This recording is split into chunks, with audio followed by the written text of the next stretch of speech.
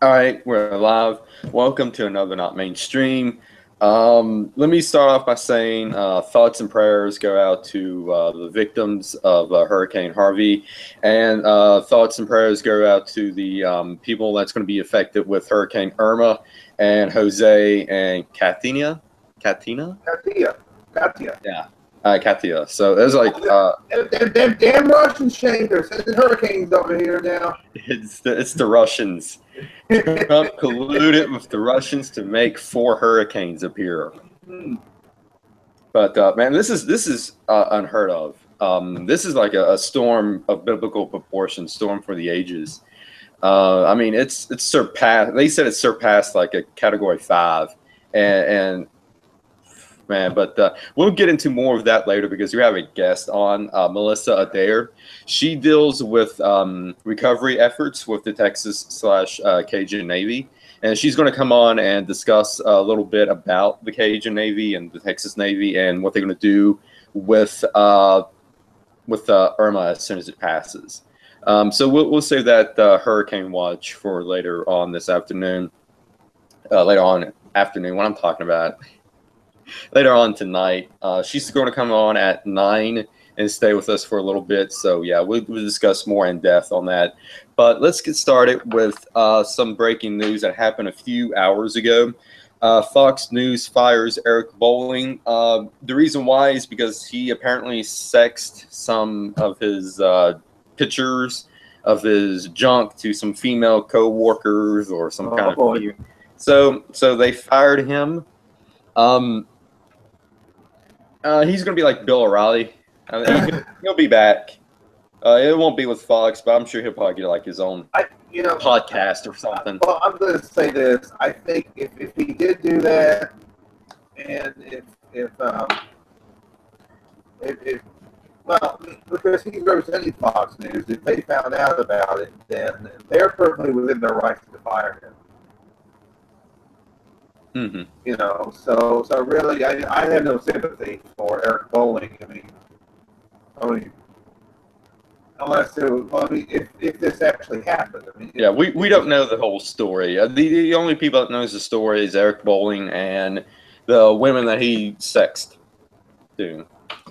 Right. Okay. And besides, I don't see this as a big deal. I mean, if the women asked for it, then they asked for it. I mean, it was consensual. I mean, if they was like, hey, let me see what you're packing,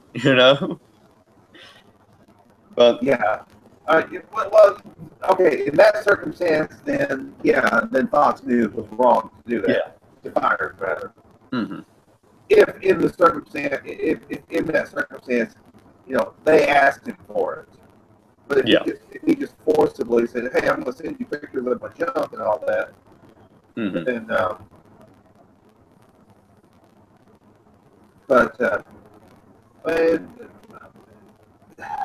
I would be very suspicious if they tried to get rid of Tucker Carlson or Hannity.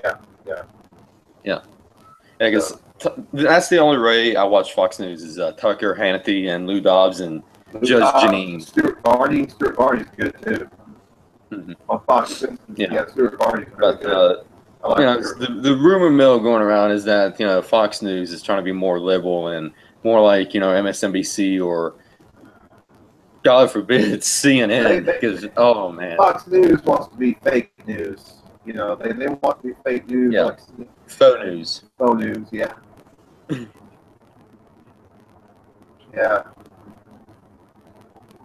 Speaking of fake news, they just continue to They just continue with their insanity. They really do. Yeah. They just. I mean, I don't know where to begin with from last week with Hurricane Harvey, and unfortunately, Henry had to miss that day. But me and Amy, did pretty good on our own. We did pretty good. I think we did well. Well, last weekend the president, went back down to Houston, and this was he made a second visit to Houston, and it was so sweet. This little black baby, he's holding this little black baby. Yeah, just kissing on the baby. And I mean, of course. And before mainstream media gets all riled up, the kids came to him. He didn't went to the kids. The kids came to him. Yeah, exactly. They wanted to pose with him, Yeah. Which I think was great, And then there was this black woman she had her children. They had just trudged through, this waist deep water in Houston. They get to the shelter. First thing a CNN reporter does is stick a microphone in her face. Oh yeah, we discussed that last week too. And she got pissed off about it, and rightfully so. Yeah, I don't blame her. I mean, she was all up in CNN. She was like, "Fuck CNN. I'm fucking wet. I'm fucking cold," and F-bomb after F-bomb, which I thought was just great. It was just great. And that goes right there. That proves that people hate you guys so damn much. They hate you guys so much. Hate the media. They got a South Park marathon on Comedy Central because the new season starts next Wednesday. Yeah, I saw that the new season is going to start next one. It's going to be quite interesting to see what they want to do this new season. From what I understand, they said they're not going to do anything Trump related. Yeah. But we'll see. Let's see here. Have you seen the new meme that's going around? What meme? It shows Hillary Clinton's book, What Happened. Then on the right, there's a picture of the president smiling saying, I happened. Yeah, I saw that. Trump retweeted that. That was great. Yes. So speaking of Hillary, Duff won't quit.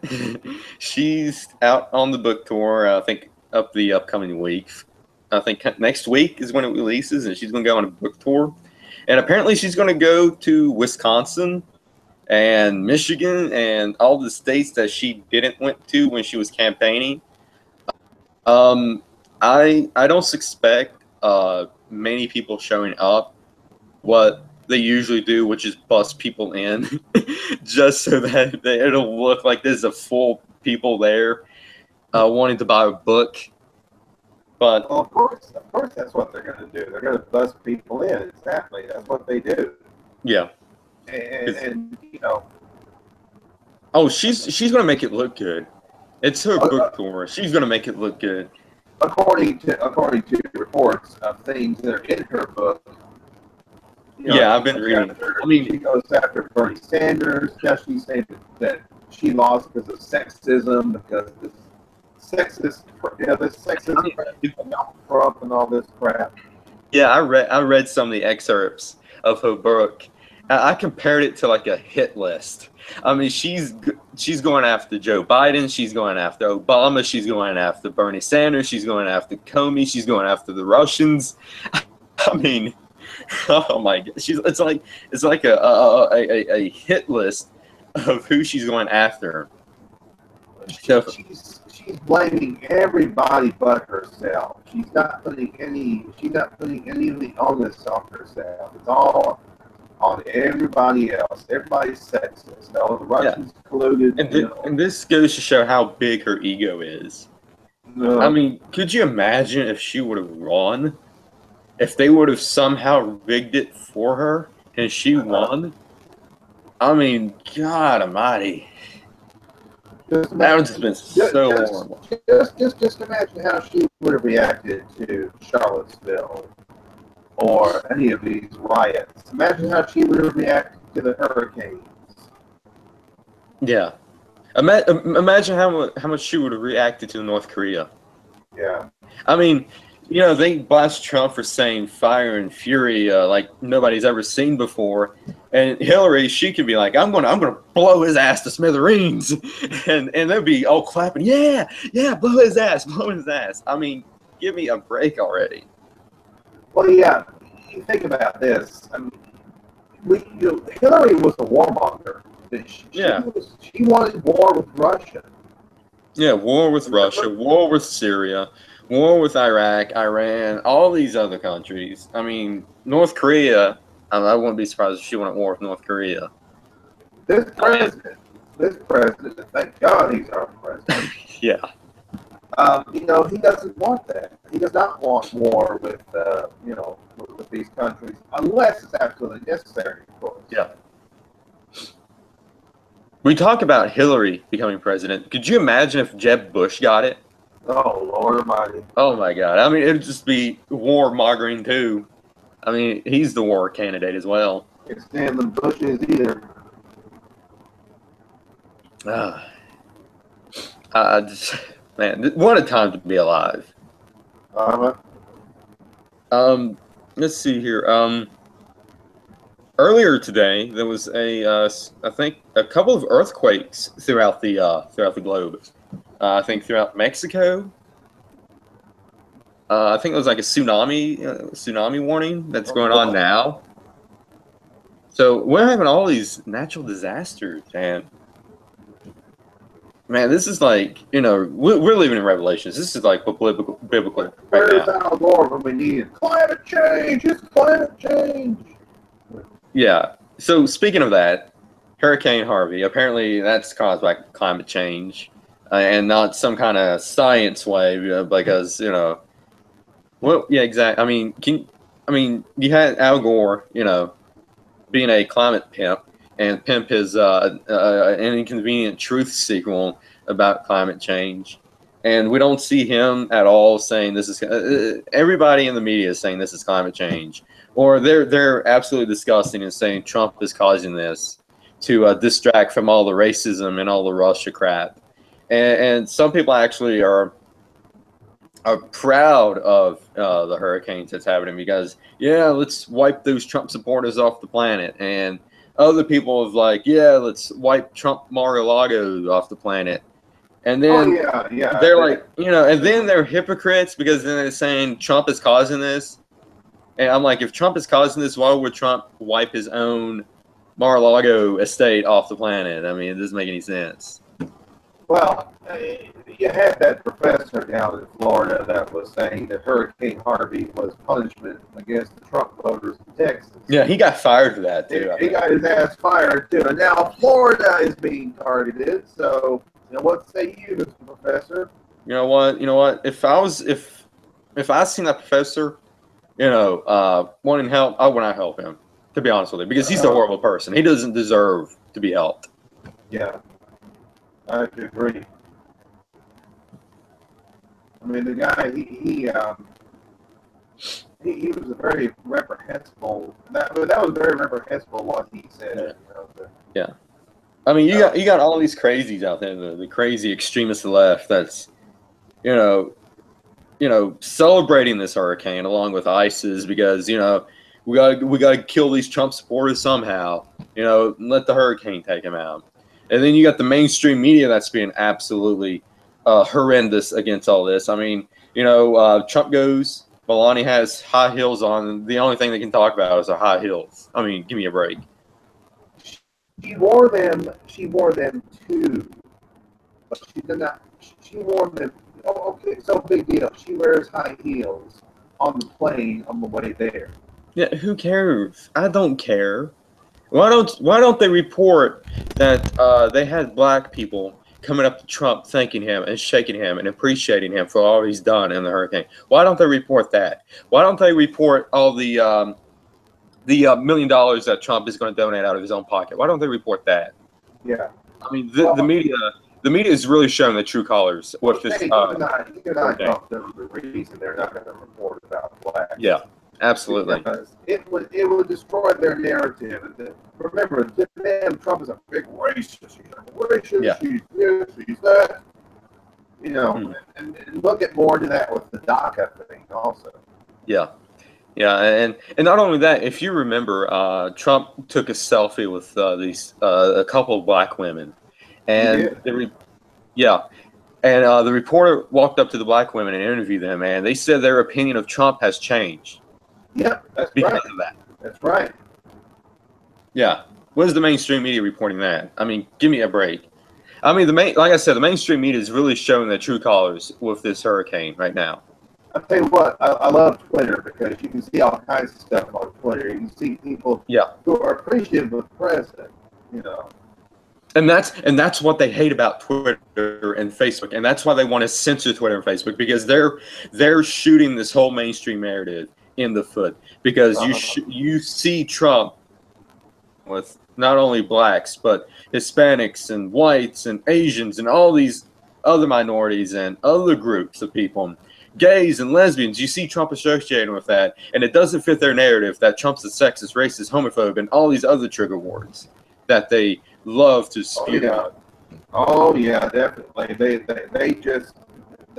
will not report the truth. That's the problem. I mean, this right here, this whole Harvey, Irma, and all these other hurricanes and natural disasters are showing up. The mainstream media is showing their true colors of how much they hate the American people. They hate our president. They want us to be divided. They want us to be in a civil war with each other. I mean, it's showing the true colors right now. And you know what? This whole division narrative that the mainstream media is pushing is really backfiring right now, because we saw with Harvey, we saw a whole bunch of different people rescuing minorities and all these other groups. We saw people, climbing on boats that's black and races and of all races, not races. God, now they get me to say racism all the time. But you see, these, white people helping black people and black people helping white people. And you see this black guy with a gun, and he's like, no looters is going to get past me. He doesn't care who they are, what they are. If anybody loots, I'm going to protect myself and this people's property. And my mother was telling me that there's a sheriff down in Florida. I don't know what county, but there's a sheriff. Polk County, I think. If this is the story you're talking about, I think it's Polk County, Florida. Where he wants to see everybody's ID, because he doesn't want any sex offenders or criminals being in these shelters, especially with kids, especially sex offenders. Yeah, and I don't blame him. I really don't blame him. And these leftists are going on TV, he's violating our rights. No, he's not violating anybody's rights. No. Here's the thing. If you're a criminal, all right, and you're trying to seek shelter, then go to the prison. Go to the prison. Yeah. Sex offenders, I mean, what kind of person in this entire world would punt sex offenders in a shelter with family and kids and all sorts of type of people? Right. I mean, that is a disaster in the making. Yeah. I mean, I commend that sheriff for doing that too. Yeah. Hey, Lel. Hi, guys.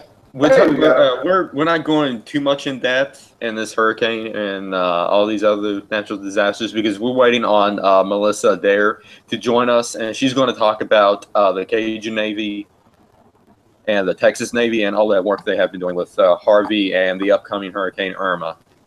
Yeah. Great job they've been doing. Wonderful. Yeah, people. absolutely. Yeah. Absolutely. Absolutely. And before you came on, I was off on a tangent and saying that proof right there, that means, this natural disaster is slowly making this country a little bit stronger, because you see people and strangers rescuing other people, helping other people. It doesn't matter which color they are, what background they're from, or what orientation they are. You see people in distress helping other people. Yeah, and they're not the people who are standing out protesting and spitting and throwing crap and tear gas and whatever at other people. Where are these people? Nowhere to be seen. Yeah, absolutely. But deplorable red. I don't see matter going around and rescuing other black people, because apparently, that right there is too much extreme for them. I don't see Antifa donating $1 million to hurricane victims. But the black people in these areas are helping other black people, white people, and everybody too. And here's the thing.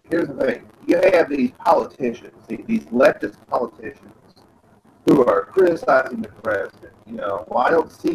Hey, Mr. Leftist or Ms. Leftist politician, I don't see you out there saving, helping people. I don't see you donating money. Yeah, exactly. I mean, where's Hillary Clinton? Where's Hillary Clinton? Why is she not there helping victims? She's too busy. She's too busy charging $2,400 for a damn book tour. Yeah, that's how much she's charging. $2,400 to see her ass. I mean, give me a break. Nobody wants to pay $2,400 to see Hillary Clinton. No, remember when she had the when she was running for president and she had the exclusive thing, like 1,500 people could go, but it was $2,000 a ticket. I don't remember the exacts, and but it was only for women, and it was like 500 women paid to go and nobody else. Yeah, I mean, and they had, you know, and they had to let the men come too and do this and to do that to get it enough. People don't. It showed in the vote. Yeah.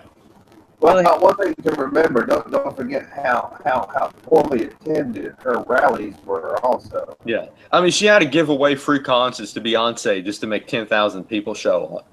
Yep. Yeah.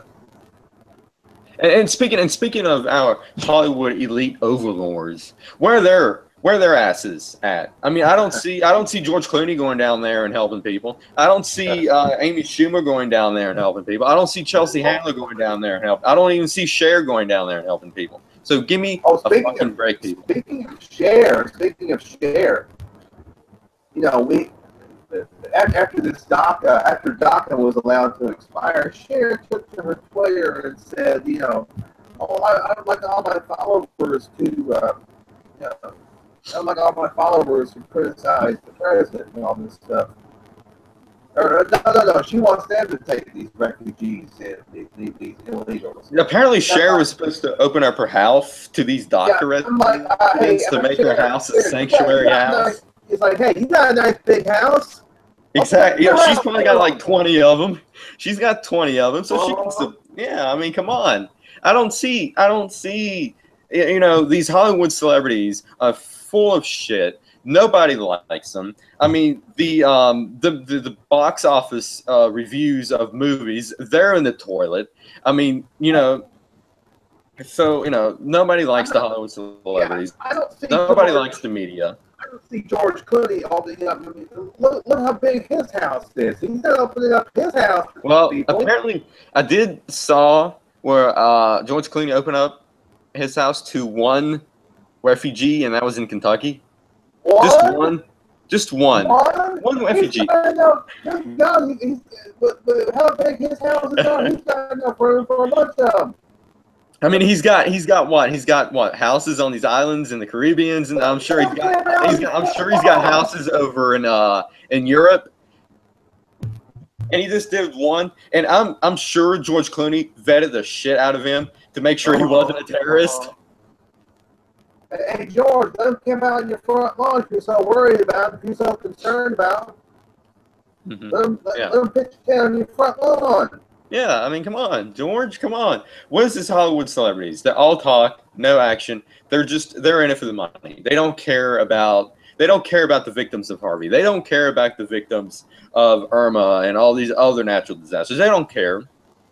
They don't care. They just want. They're just like the Democrats. They just want the people to go and buy their stuff, watch their movies, so they can get a paycheck. Yeah. Man, we're on fire tonight. We sure are.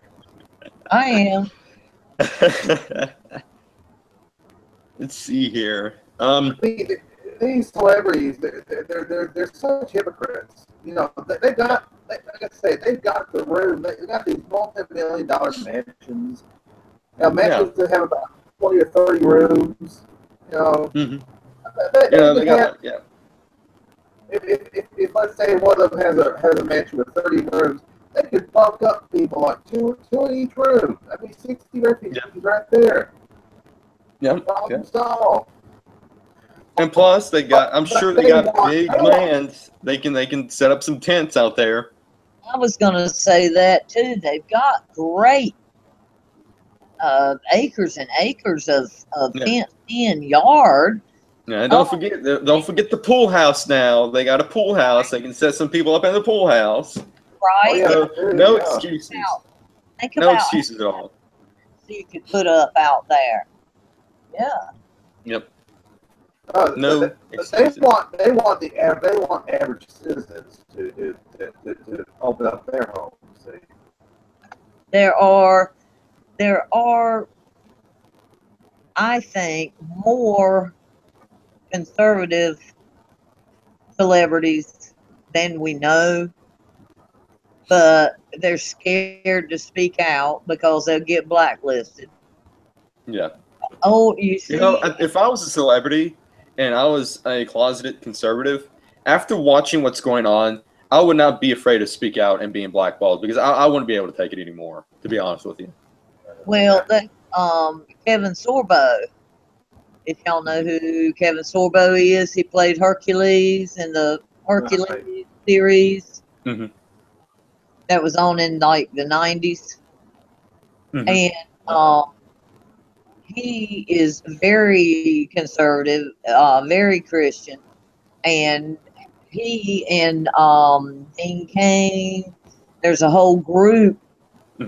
Antonio Sabato Jr., which, by the way, is following politically alternative media on Twitter. Oh, very cool. Boom. Hello, Antonio. How are you? He's not watching this. They are working so hard on making and producing their own family-friendly, Christian-based movies, and sometimes God's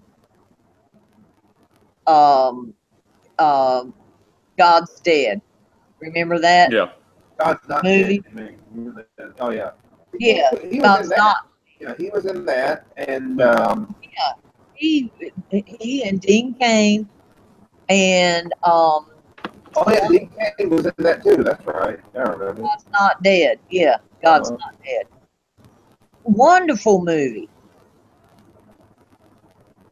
You know, and there's a growing group that are trying, and they don't have big money backing.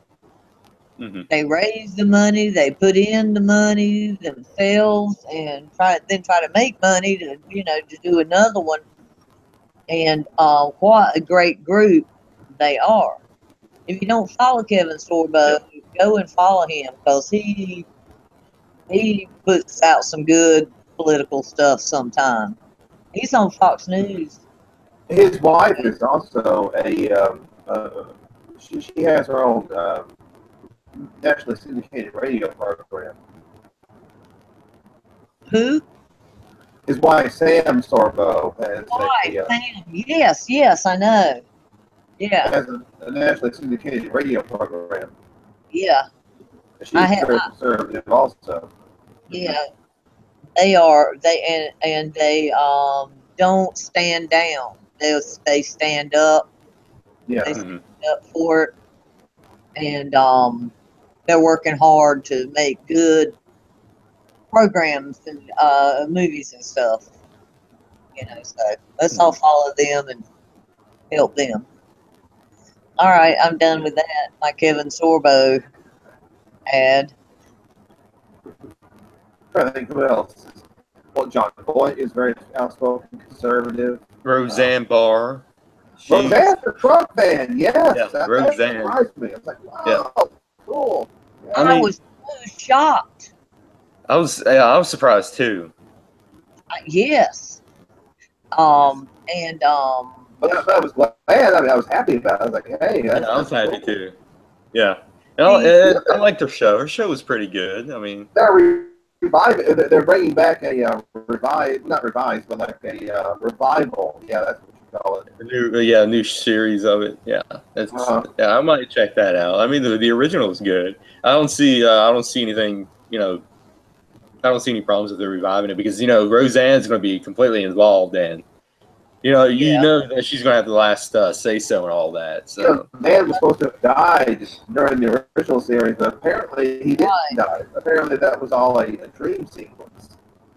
So Yeah, it's going to be interesting to see how they bring that back because they really ended it. Back. John Goodman really back, and he lost a lot of weight too. He did. Good. Yeah, I love the show. Yeah, it makes me wonder if John Goodman might be a conservative if he's coming back with Roseanne, because Roseanne is very, very, blue collar. Yeah, very much on her. A blue collar type. Yeah. Yeah. That is how I would describe the show, Roseanne. Very blue collar, very much. So. I was going to say when I was speaking a minute ago about Sorbo was you've got Eastwood and Eastwood always stood for what he felt, but it seems to me that some of the older people in Hollywood are coming out now as conservative, and maybe they just rode the ride, and now they're older, they've got a pile of money, and they can afford to say what they really feel now, like Roseanne. Clint is in his 80s. He don't give a damn. Yeah. He doesn't care anymore. Well, he did. He had 20 years, and Tom Selleck too. Right. Yeah. Chachi. And then you got Ted Nugent, musicians. Ted Nugent. I love Ted Nugent. I love Ted Nugent. James Woods. Yeah, James Woods is terrific. I follow him on Twitter. He's great. He is. Yeah, I love his tweets. His tweets are great. I love James. Yeah. Man, I wish we could get these people on. That would be cool. Like having James Woods on. That'd be great. I mean, cool. That'd be awesome. He needs to do like a podcast, James Woods. Yes. He does. He does. What was that? That was my phone. Oh. It's an ad. Oh. A phone ad. Oh, somebody else I wanted to bring up was Flip Head from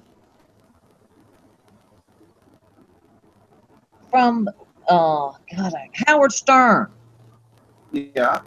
Howard Stern, believe it or not, is very conservative. Howard Stern said he would never vote Democrat again.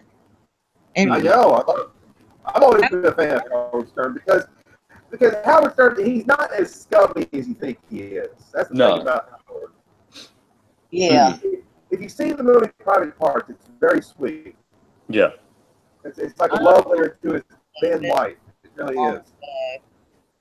I mean, Howard Stern on the radio is basically vulgar and crude. Yeah, it's a I've never a exasperated version of himself. I guess, if I'm using that word. Yeah. But for him to decide he's not voting Democrat anymore, that blew my mind. I've been a fan of Howard for a long time. I love Howard Stern. Well, my husband was a fan, so that's how I know so much. Oh yeah, Howard Stern about his history, but I didn't care that much for him. But still, anyway. Yeah, let's see here.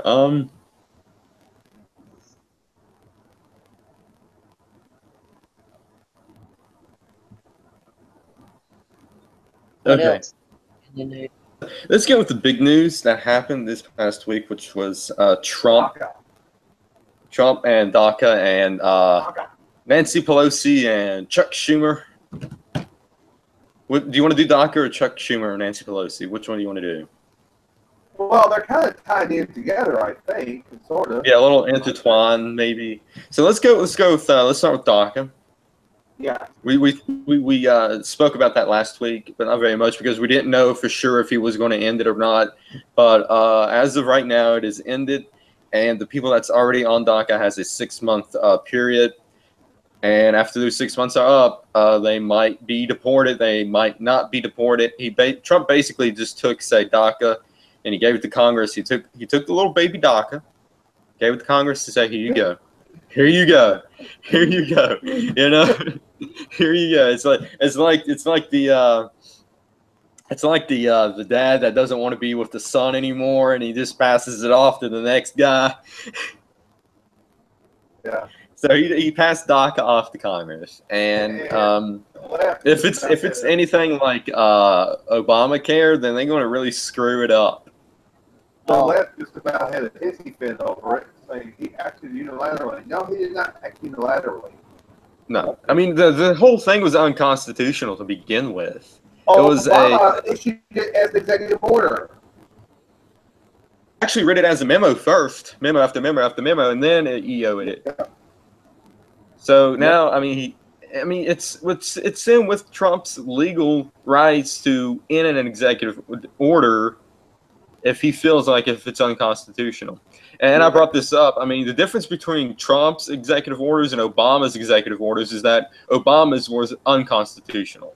Yeah. Trump's is very much constitutional. It's going, by the books of the law. Trump, I mean, with Obama, he just, he signed it. Didn't care if it's unconstitutional or not. He signed it. So, and now there's like some states going out and say they're going to sue Trump. I don't see any legal ramifications because of this, because it was unconstitutional to begin with. It's an executive order. It wasn't law. Even though if it was a law, Trump still can end it. I mean, Trump has every right to end anything he wants. Yeah.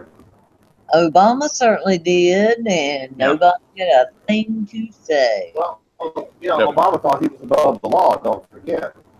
Mm-hmm. And what I thought was interesting was that as soon as Trump ended DACA, it was cruel and wrong, and then John McCain had the same exact talking points: cruel, wrong, and you see a whole bunch of these Twitter people, the neocons and the leftist politicians and the Hollywood celebrities, and they have the exact same talking point: rule and wrong and cruel. It's like, just retire already, John McCain. John McCain needs to retire. He needs to get out of there. They need to vote him out. I don't see him being reelected unless he rigs it. I don't see John Kasich being reelected ever again. Of what he said, he basically unofficially declared Ohio a sanctuary state. He said, "You guys come to Ohio, you be safe." Yeah.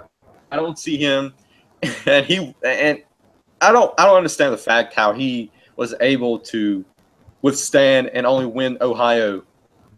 He should have dropped out, after South Carolina. I mean, he was in every single freaking debate, and he was polling below 1%. Nobody didn't know him. Nobody cared about him. He was irrelevant, and somehow he won Ohio in the primary. I'm questioning the Ohio win. I think Kasich kind of rigged that. I think it was Trump's to win, but Kasich kind of rigged it. Yeah. We talk about speaking of rigging, we'll get into this. Apparently, New Hampshire, there might be some rigging going on from the general election. Oh my goodness. Ooh, this is gonna be good. But let's go back to DACA. DACA. Here the thing was about DACA is that if you're brought here by your parents, you get to be a citizen, which people, they associated DACA with children and kids, but the average person on DACA is very well over 20.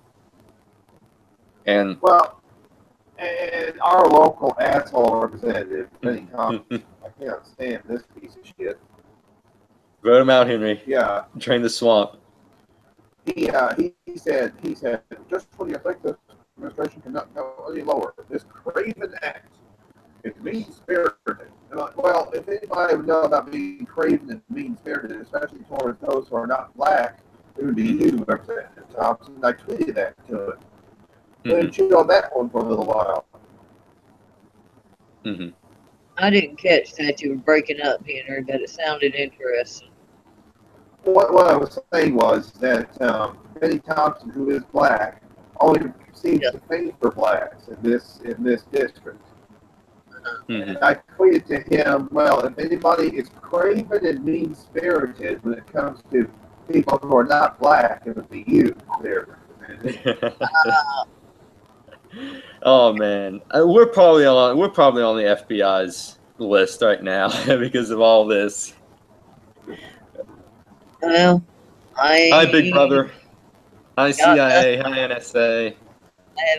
We know you're watching. Don't do anything. Hey, Google. Just have an opinion. Well, yeah, apparently having an opinion now is wrong. We can't have an opinion now.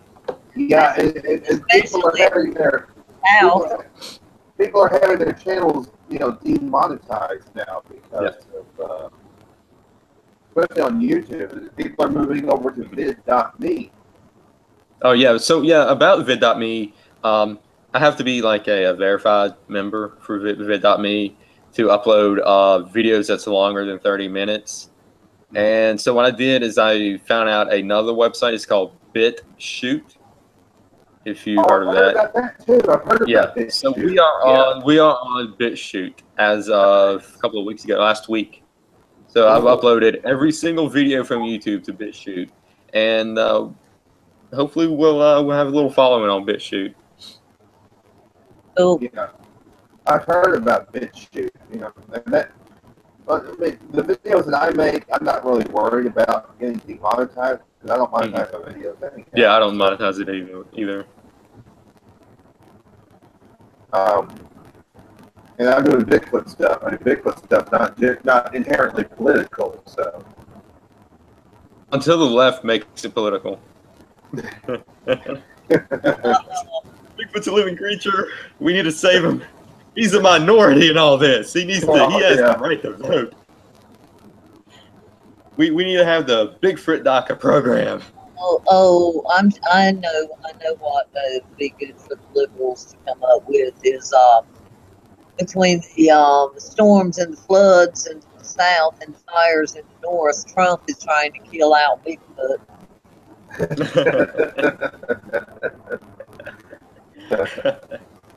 Yep.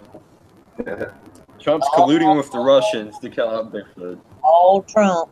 You heard it. You heard it right here, folks. Trump is colluding with the Russians to kill Bigfoot.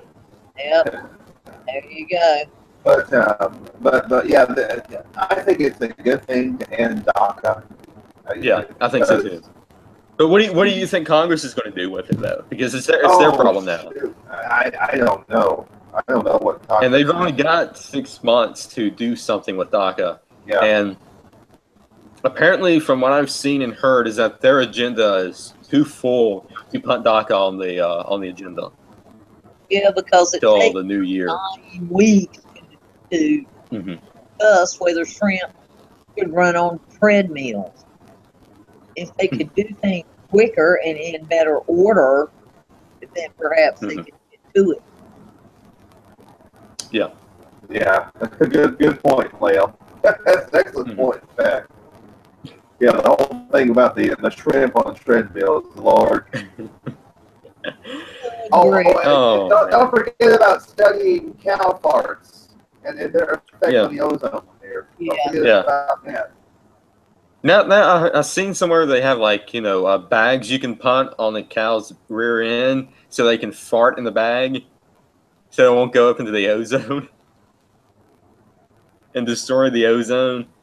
Not to mention, let's see, there was something else. Not to mention. How many buffalo were in the United States 300 years ago? Oh gosh, a ton. Who's going to know that? Did they even keep official records back then? Millions. How much did they fart? Exactly. The buffalo might have outnumbered humans at that time. I mean, criminy. What a stupid bunch of freaking people. And don't forget they paid, $200 for a toilet seat and $500 for a freaking hammer. Wow. I mean, yeah. Like an $8 aspirin. So are they going to regulate human farts now, and because that's going to cause climate change? Am I going to have to fart in some kind of special container and let them recycle that fart? That's the point where it's going to go. Make sure to give people plenty of beans first. Yeah. Tying into this whole DACA thing, Trump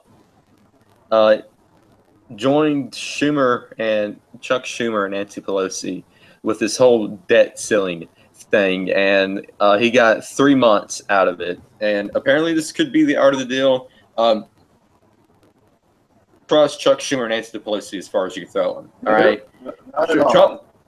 Trump needs to be, watching out in case they stab him in the back, because they will stab that dude in the back. Yeah, Schumer and Pelosi, yeah, they are a bunch of slimy creatures that will stab Trump in the back. Trump needs to be. I'm sure he's keeping a close eye on them. Keep your friends close, keep your enemies close.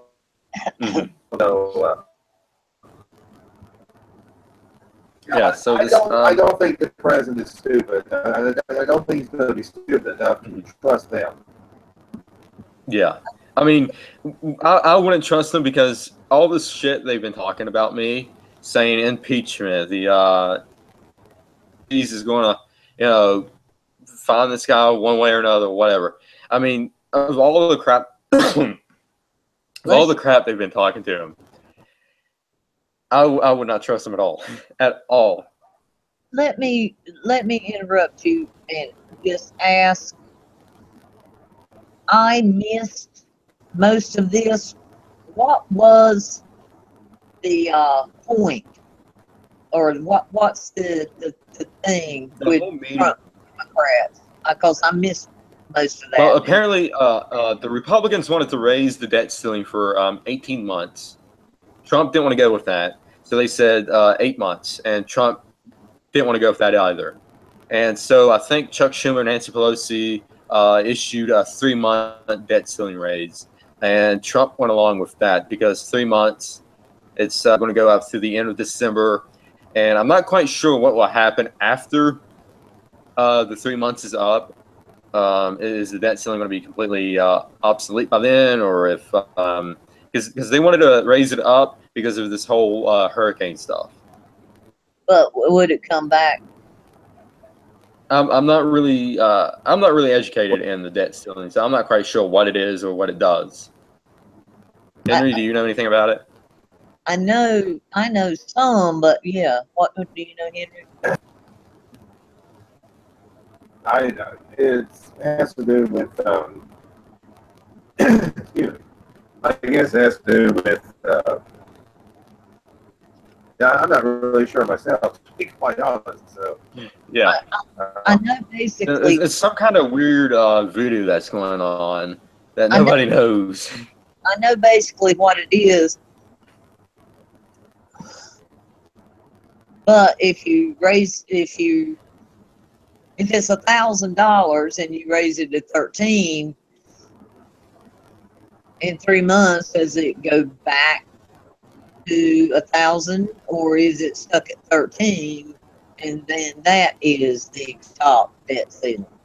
I have no clue. I'm going to have to educate myself more on the debt ceiling and what it is and what it does before I can make a strong opinion about that, because I've never heard of it. I've never dealt with it. So yeah, I'm just going to have to research it and see what it is and what it does. Yeah, I agree. That's something we ought to know a little more about it. Yeah, because to be honest with you, the average person, the average American, is probably just like us, don't even know what the hell the debt ceiling is and what it does. I've heard. All I've heard is that raising it is bad. So yes, yeah, I've heard. Yeah, that is way the hell too high now, and we don't need to raise it anymore. Mm-hmm. But I think the reason why they raised it for the next 3 months is because of this whole hurricane situation. And yeah. I can't. I don't know. Like we have said, we don't know all the details of it, but it sounds like Trump tried to play with the Democrats a little, not play, work with the Democrats a little bit, maybe settle things down, help ease, you know what I mean, give them a little something to help ease tensions, or you know what I'm saying. Yeah, make it look good, and so that if he needs that wall, they can be like, well, he can be like, well, I gave you guys 3 months on the debt ceiling, so where's my wall at? Maybe not even that. Yeah. It was just an example. Hey, did y'all hear about the fella that said he'd cut his penis off if Trump built the wall? I haven't heard that. I saw it today. I don't know if it's true or not or what. I know one person that can help him with that. Let's call up Lorena Bobbitt, and yeah, and he can help him with that. Yeah. Oh my Lord. So should we be wary of Trump working with Schumer and Pelosi? I mean, I don't really like. I hate Pelosi and Schumer, to be honest with you. I'm just nervous for Trump because they might stab him in the back. That's what I'm nervous of, and I'm sure he's probably fully aware of that. But I mean, it was bound to happen for him to work with Pelosi and Schumer. It was bound to happen. So either way, it's we're just gonna have to wait and see what happens. I'm not overwhelmingly worried about it. I think it's all part of. I mean, it could be part of a plan or something of the president. Be part of the deal. There you go. Yeah, I'm not worried about it. It's a small thing, relatively. It's a small thing. It's a gesture on his part toward the Democratic Party, and yes, they'll stab him in the back, whether he helps them out or not. They're gonna stab the first chance they get, whether he's done anything for them or not. But at this point, no, they don't have enough. I think Donald Trump can handle. Well, look, he can handle himself. Every president has to work with the Democrats at some point. Yeah. If they ever. I mean, just like I said, it was bound to happen either way. It was bound to happen. I'm not going to lose sleep over it. But Paul Ryan didn't like that at all. And from what I understand, Bannon and some other guy might be in the process of ousting Paul Ryan and Mitch McConnell. Oh, good. And they're looking to replace them with, these are the rumors I've been watching and hearing, with either Newt Gingrich or Rick Santorum. I say get their useless asses out of there. Yeah. I mean, get Paul Ryan out, get Mitch McConnell out, and replace them with people that actually wants the Make America Great Again agenda. I had such high hopes for Paul Ryan. And I didn't trust him as far as I could throw him. It just didn't turn out that way. I hoped and hoped. He's a Mitt Romney light. Maybe. Yeah. Here's the thing: if you don't put your trust in politicians, you'll never be let down. Yeah. Well, that's true. Newt will get in there and fight for whatever he believes in, though. I'm not a big Newt Gingrich fan. Not a big fan. I think. I'm not a big fan either, but he stand up and say what he thinks. If I had to choose between Ryan and Newt Gingrich, I'm leaning towards Newt Gingrich. We need to get Trey Gowdy. Yeah, Trey Gowdy would be pretty good. I think Gowdy is more of a. I like to see him in more of a attorney general position or like position like attorney general or something like that. Not like not attorney general specifically, but a position just like an attorney general. I think Gowdy is perfectly content where he is. As being kind of the bulldog of the house. I like to see Jeff Sessions drain the Obama holdovers in the Justice Department and put a Trey Gowdy in to help with that. I think that'd be just tremendous. Trey Gowdy. Oh man. Even if it's just like what Trump did, have Jeff Sessions punt in Trey Gowdy for about 6 months, get rid of all the Obama holdovers, punt some people in that's actually going to do the job and actually follow through with the president, and then have Trey Gowdy go on and do something else. Do something like that, because the Obama holdovers at the Justice Department has to go. Let's see here. You're right. A lot of stuff has happened. You're right about that. They need to move on. All right. It's coming up on the 9 o'clock hour, so we should be joined by Melissa pretty soon. Yeah. After Melissa joins us, we're going to discuss Bob Menendez. Oh yeah, that dude. And Debbie Wasserman Schultz's laptop might have been planted for the police to find by the Alwan brothers. Ooh. And we definitely have to get into the New Hampshire illegal votes. Oh yeah. Yep. Man, a lot of stuff has happened this weekend. This whole Bob Menendez trial has been not looking good on him. Not looking good at all. Yeah, you have this fake Republican on CNN, Anna Navarro. Anna Navarro. Ooh. I hope that brings down Anna Navarro. I really do. It was found out that she actually helped fund Bob Menendez. Ooh, maybe. Hopefully, she might be calling into question. I'd like to see her ass go. But she is very much. I mean, she despises President Trump. Yeah, she's a phony. She's a phony. Yeah. While we wait on Melissa, this came across, and I thought this was shocking to say the least. Taxpayers foot a big bill for a preschool gender identity study. The National Science Foundation is spending more than $130,000 on a study that asks 4-year-olds their internal sense of gender identity. There's already a scientific study about gender identity, and it's called Male and Female. 4-year-olds do not have a sense of gender identity.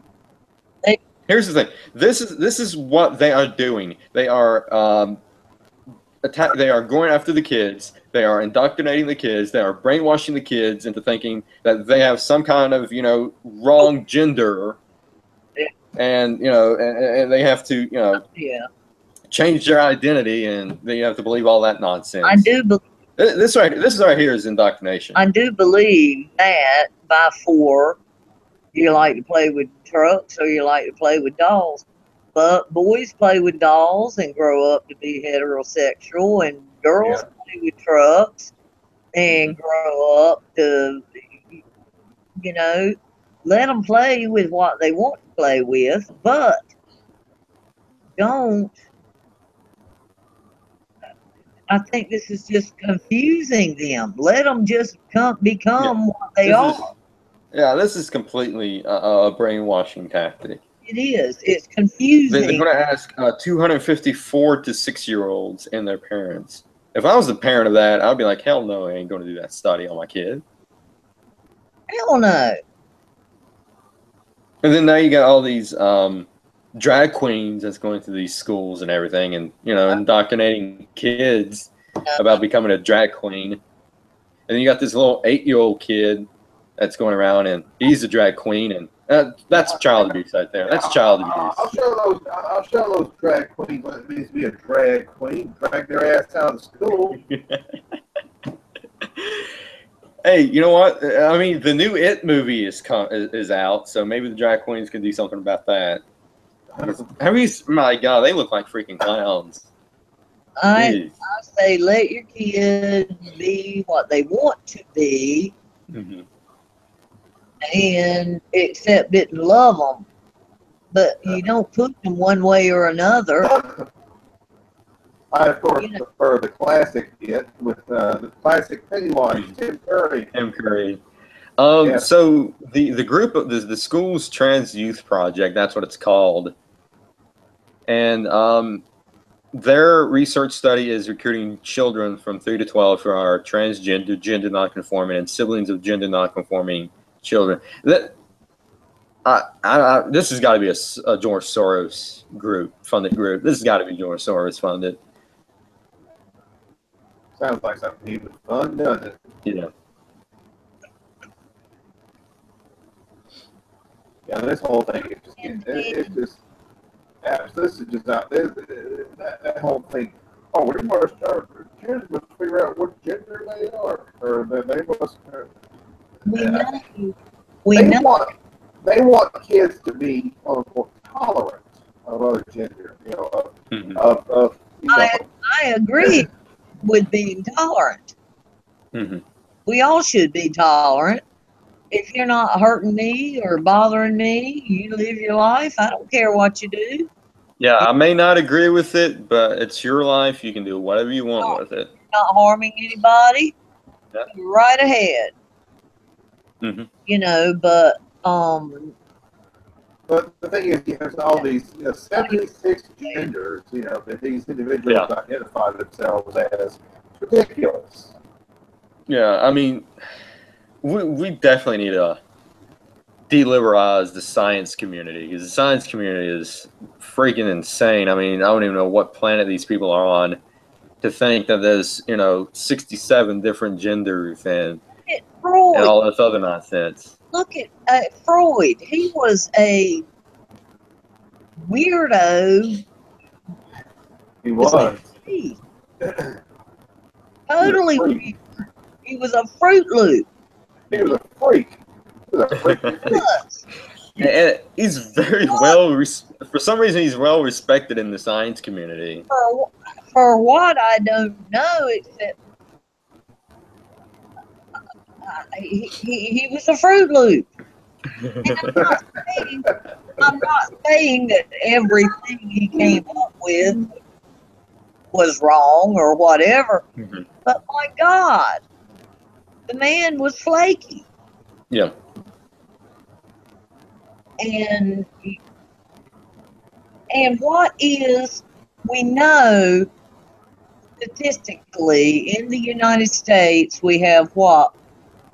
It's like a very small percentage, like what, less than 3-4% of the United States population that's transgendered or identifies a different sex. Or, LGBT. ETQRSTUVWXYZ. Yes, now I know my ABC. Yeah. It's like less than 3%. How much is that out of 300 million? Yeah. And that's just the United States alone. I mean, that's not taking into consideration the entire world's population. I mean, the entire world's population is probably going to be less than that. So what is the, because a lot of countries don't have the statistics or won't, look at the Muslim countries, what they do to gay people. Yeah. And that kind of thing. Yeah. So even if you are, you wouldn't say so. And,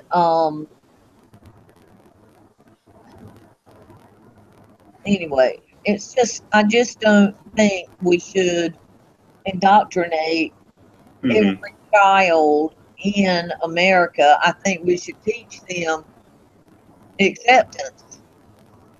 Mm-hmm. And just let these kids figure Mm-hmm. out who they are, and the parents be supportive. Okay, Yeah. I agree. I'm just saying, I agree with that. With acceptance, and tolerance, and all that, but not indoctrination. No. That's Mm-hmm. yeah. Yeah, I mean they're really hitting real hard on the kids now, because the reason why is because 4-year-old kids brains are not fully developed yet, and their kids brains are easy to manipulate. Yep. Yes, and 4 is 5, 6, 7 is too young. If the parents want to talk to them about it, or if the subject comes up, okay, but there's no need at 4 or 5 years old to be blasting this stuff in their face. Mm-hmm. Hurricane Irma is now back at a Category 5 before slamming into the Florida Keys. Oh my God! They had downgraded it to Category 4 about 3 hours ago. Mm-hmm. Yeah, but I'm seeing on Twitter, it's now back at a Category 5. That was when it was passing just north of Cuba. So, so now it's back up to Cat 5. Well, that's not surprising. All right, people, it's 9 o'clock, and this is the new segment called Hurricane Watch 2017, and Melissa should be joining us momentarily. Let's go back to Irma, since we're getting ready to discuss it a little bit more. I have and Harvey, go ahead. Just before we get into the rest of the Hurricane Irma, my sister is on St. Croix, and one of my very, very best, grew up, went to school with, past boyfriend is on, way past, but, is on St. John's Island, and they both made it through. My sister, my friend are both alive and doing okay. Haven't seen pictures of the damage yet, but they don't have electricity, but my friends and family are fine. That's great. Just thought I'd add. Okay. Well, of course, Amy Waring. We need I need a Twitter graphic.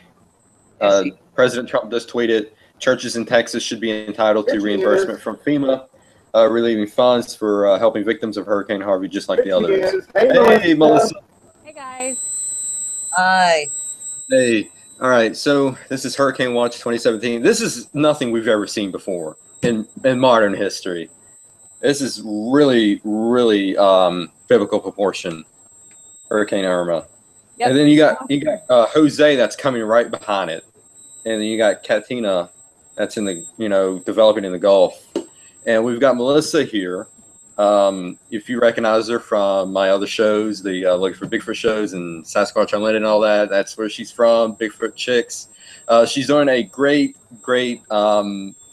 work with the Texas/Cajun Navy, where they rescue people that's been affected with with Hurricane Harvey and now Hurricane Irma, and she's on to discuss a little bit about it. So Melissa, this is your moment. Go ahead. Yeah, we've been working really hard behind the scenes getting ready for Irma. We started back last year with the floods in Louisiana, and we were kind of the central command for the Cajun Navy. We put together a citizen dispatch unit, and it was all citizen led, and we worked together as teams to take down the information of all the help requests that were coming in over Facebook and over the Zello app, which converts your phone into a walkie-talkie. And we organized into groups, and we organized the dispatch, and we were able to get the information out to the boaters and coordinate to get a lot of people saved. We saved hundreds of lives, and it didn't cost us a dime to do it. And it was really amazing because people just stepped up to help out in a time of crisis. And we stayed with that effort through the year to see what the rebuild effort was going to take. And as you know, it's been a year there in Louisiana, and it's going to be many more years until they're recovered. It was highly catastrophic. Over 160,000 homes were destroyed, and largely low-income areas. So they're still suffering. They're still, they're not whole, and they won't be for a long time. So we've been, learning as we go how to make from the disaster to the recovery easier. And we've developed a platform that we call Crowd Relief. What we've discovered is through social media, through technology, we can really rally around an event. We can be there at the beginning of an event and grow a really huge following and a community around that event. And we can use that event to leverage that following for volunteerism and donations after for the recovery. And it's really, really, really amazing to watch. It worked well in Louisiana, and we're still using that leverage to help get volunteers out for the rebuild. And then we sprung into action and went right into Texas with it, and it worked like clockwork. It was amazing how well it worked. Yeah. And so we're working on the recovery there.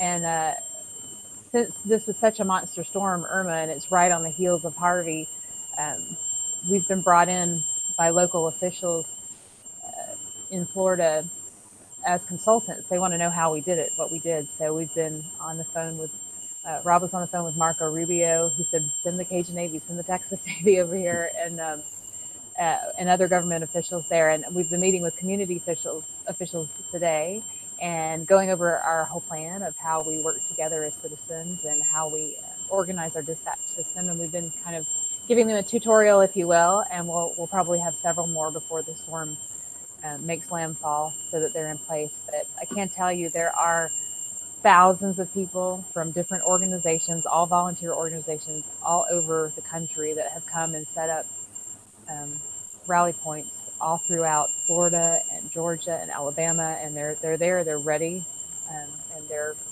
establishing their commands, and they'll save thousands of people. It's just amazing to watch these people step up and do this. Yeah. Yeah, absolutely. So we're ready. I agree. Sounds yeah.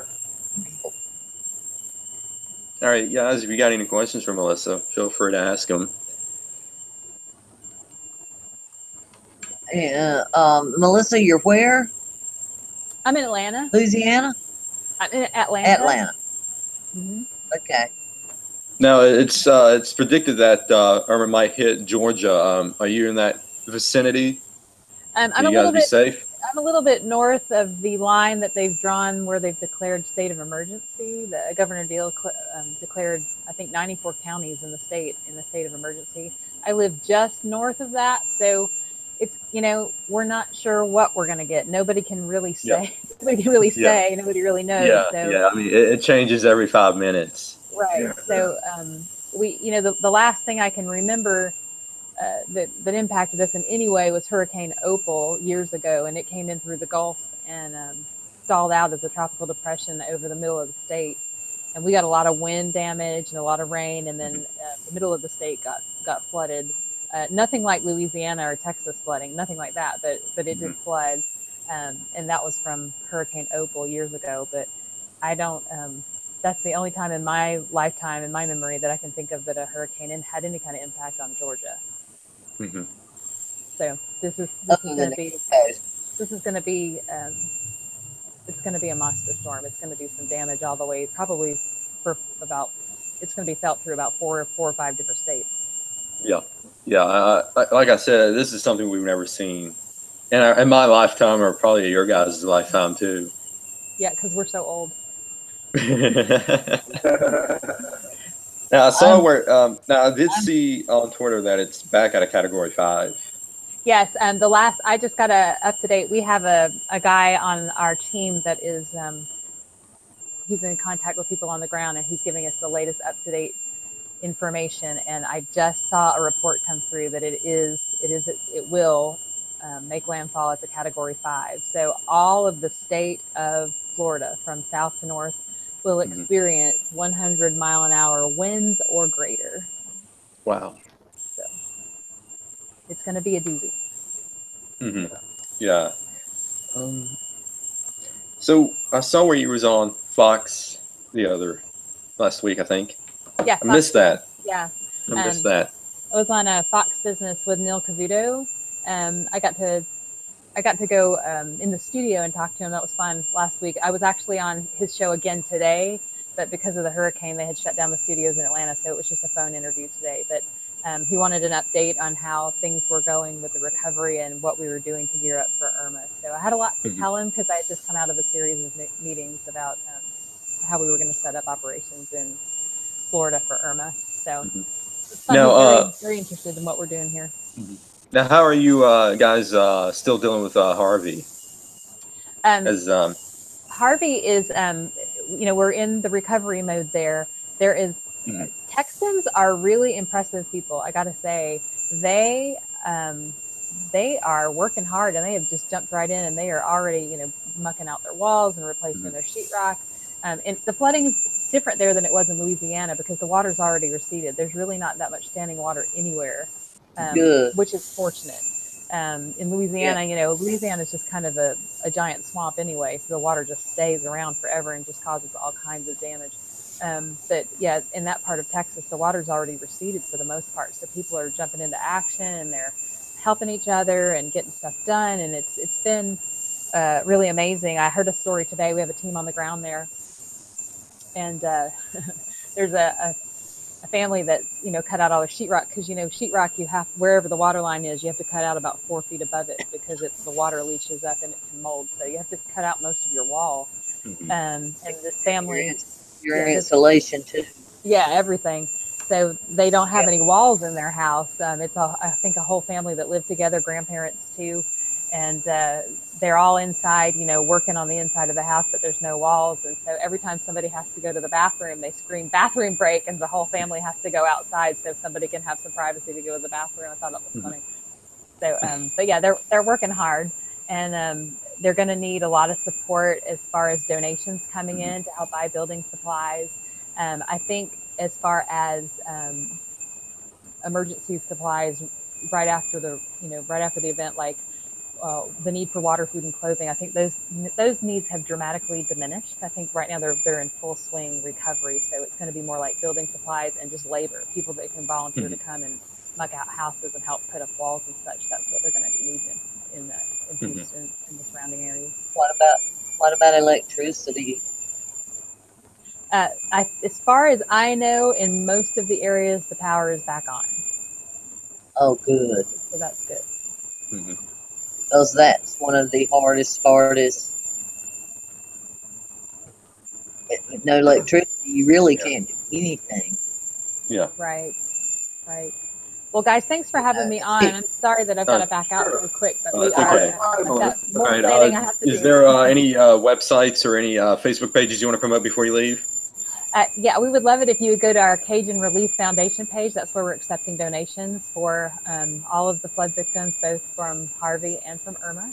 So that's Cajun Relief Foundation on Facebook. You can donate there. And you can follow all that we're doing for Harvey on our Texas Navy page. And we have an Irma page up, Hurricane Irma Crowd Relief. I can share the link with you. If you want to, just share all the links with me, and I'll put them in the description below. Okay, perfect. I will do that. Okay, great. Okay. Melissa, you and Rob, you do tremendous work. Thanks for all the help, and I'm here to help any way I can through social media, through Facebook, through even webcasting. Webcasting information about that. Great, we appreciate it. Thank you so much. Thanks for having me on. Okay. Yeah. Bye. Take care, everyone. Be safe. Bye. Bye. All right, that was Melissa Adair. Again, if you want to donate, go to the Cajun Relief Foundation. All the links she's going to give me will be in the description below. So, yeah, biblical proportions. This is huge. Amy is in the live chat with us, and Amy is a resident of Florida, and thoughts and prayers, for her safety, for her family and friends and everybody down there in Florida goes to Amy because she's going to be right there in the mess. She said neighbors are boarding up windows now. They just gave me 2 sheets of plywood. Track just moved again west, so it's sliding to the Gulf side of the state. So that's yeah. So it still could go anywhere, but it is. Yeah, it could. Yeah. See, west is away from me. Mm-hmm. Well, yeah, as I mentioned, I think I mentioned this before we went on the air. Trajectory is going northwest. Mm-hmm. So But it may yeah, go into Tennessee, and we may get some rain up from it on this side of the. Oh yeah, we're definitely going to get remnants of it, remnants of Yeah. rain and all that. Did you guys got remnants of Harvey, Henry? Yes, we did, in fact, and they said there were at least 45-mile-per-hour winds. Oh wow. They had gusts even stronger. That was last week when the remnants of Harvey came through here. Mm-hmm. So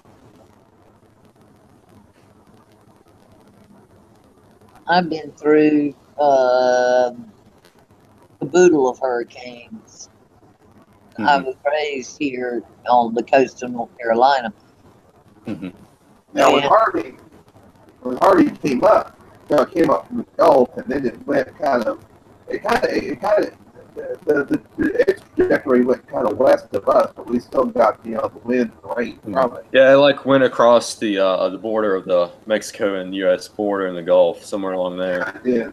Yeah, I was hoping to have Nikki on, and so she can see if give us an update and if she experienced anything, but she decided to go see the new It movie, which. Nikki's been kind of busy this week. I've noticed she's been to a Guns N' Roses concert and all this stuff. Well, at least we know Nikki is safe and sound, and Yes. that Hurricane Harvey didn't affect her as much as it did the other. All right. Yeah, Melissa just gave me the links for the to put in the description below, so I'll do that when we end it. And I'll put the links too on the Facebook page as well. I'll just add them on there so that people can see them. Let's see here. Amy is giving updates for us in the chat room. The strongest side is on the east, so that's not good for us. I'm starting my own page for Irma relief in my area. That's great. Awesome. That's great, Amy. Give me when you do that page, give me the link and I'll post it. Yeah. I was going to say, I think one reporter described this as a nuclear hurricane. So. Yeah, and there is also nuclear plants in the path of Irma. Lovely. Yeah, and we saw what happened with Harvey and nuclear plants. I mean, there was like a nuclear leak that happened. There was a couple explosions that happened. Yeah, so this is a time to be alive. This is just amazing what's happening right now. I mean, so what do you guys think that caused all these hurricanes to happen? I mean, was it global warming? Was it climate change? Was it the cow farts that did this? Should we blame the cow farts? It was a weather machine, I'm telling you. No, I actually believe that weather manipulation. I do believe in weather manipulation because you got the cloud seeding, and that's been proven with all these chemtrails and everything. They seed the clouds and they basically make it rain and everything. And you got HARP up in Alaska, HARRP. I mean, they do have weather machines out there that can control the weather and manipulate it. I believe that. I believe that, but at the same time,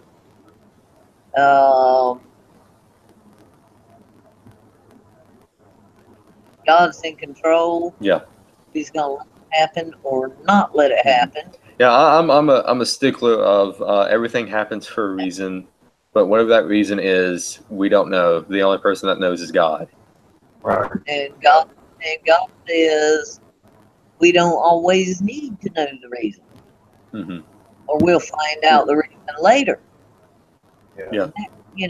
And maybe this right here is helping us to unite the country. Who knows?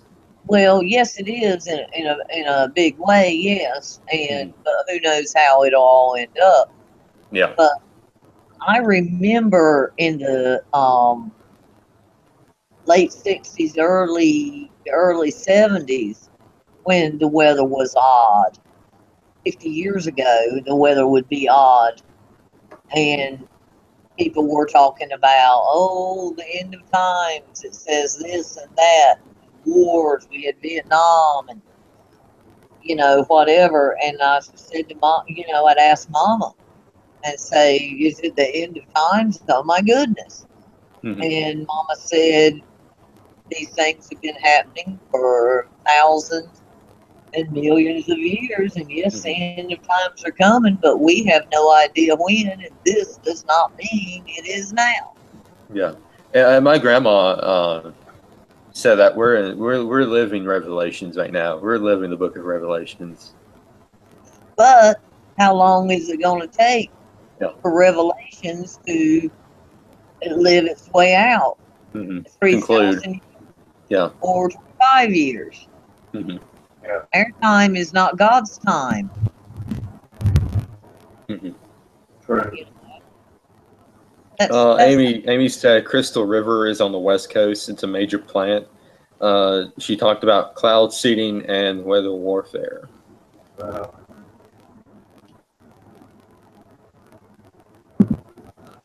Before we get off the hurricane topic, any last comments about it?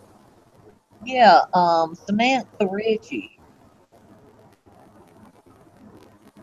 Do you know of her? Mm-mm. Planet Sasquatch. She's a very good friend of Barb Shoup. Henry, do you know her? The name is familiar. Planet Sasquatch is her page. And she's into the conspiracy stuff and whatever.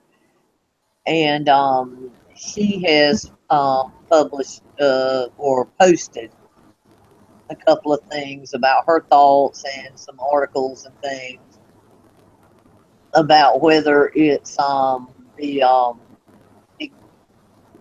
big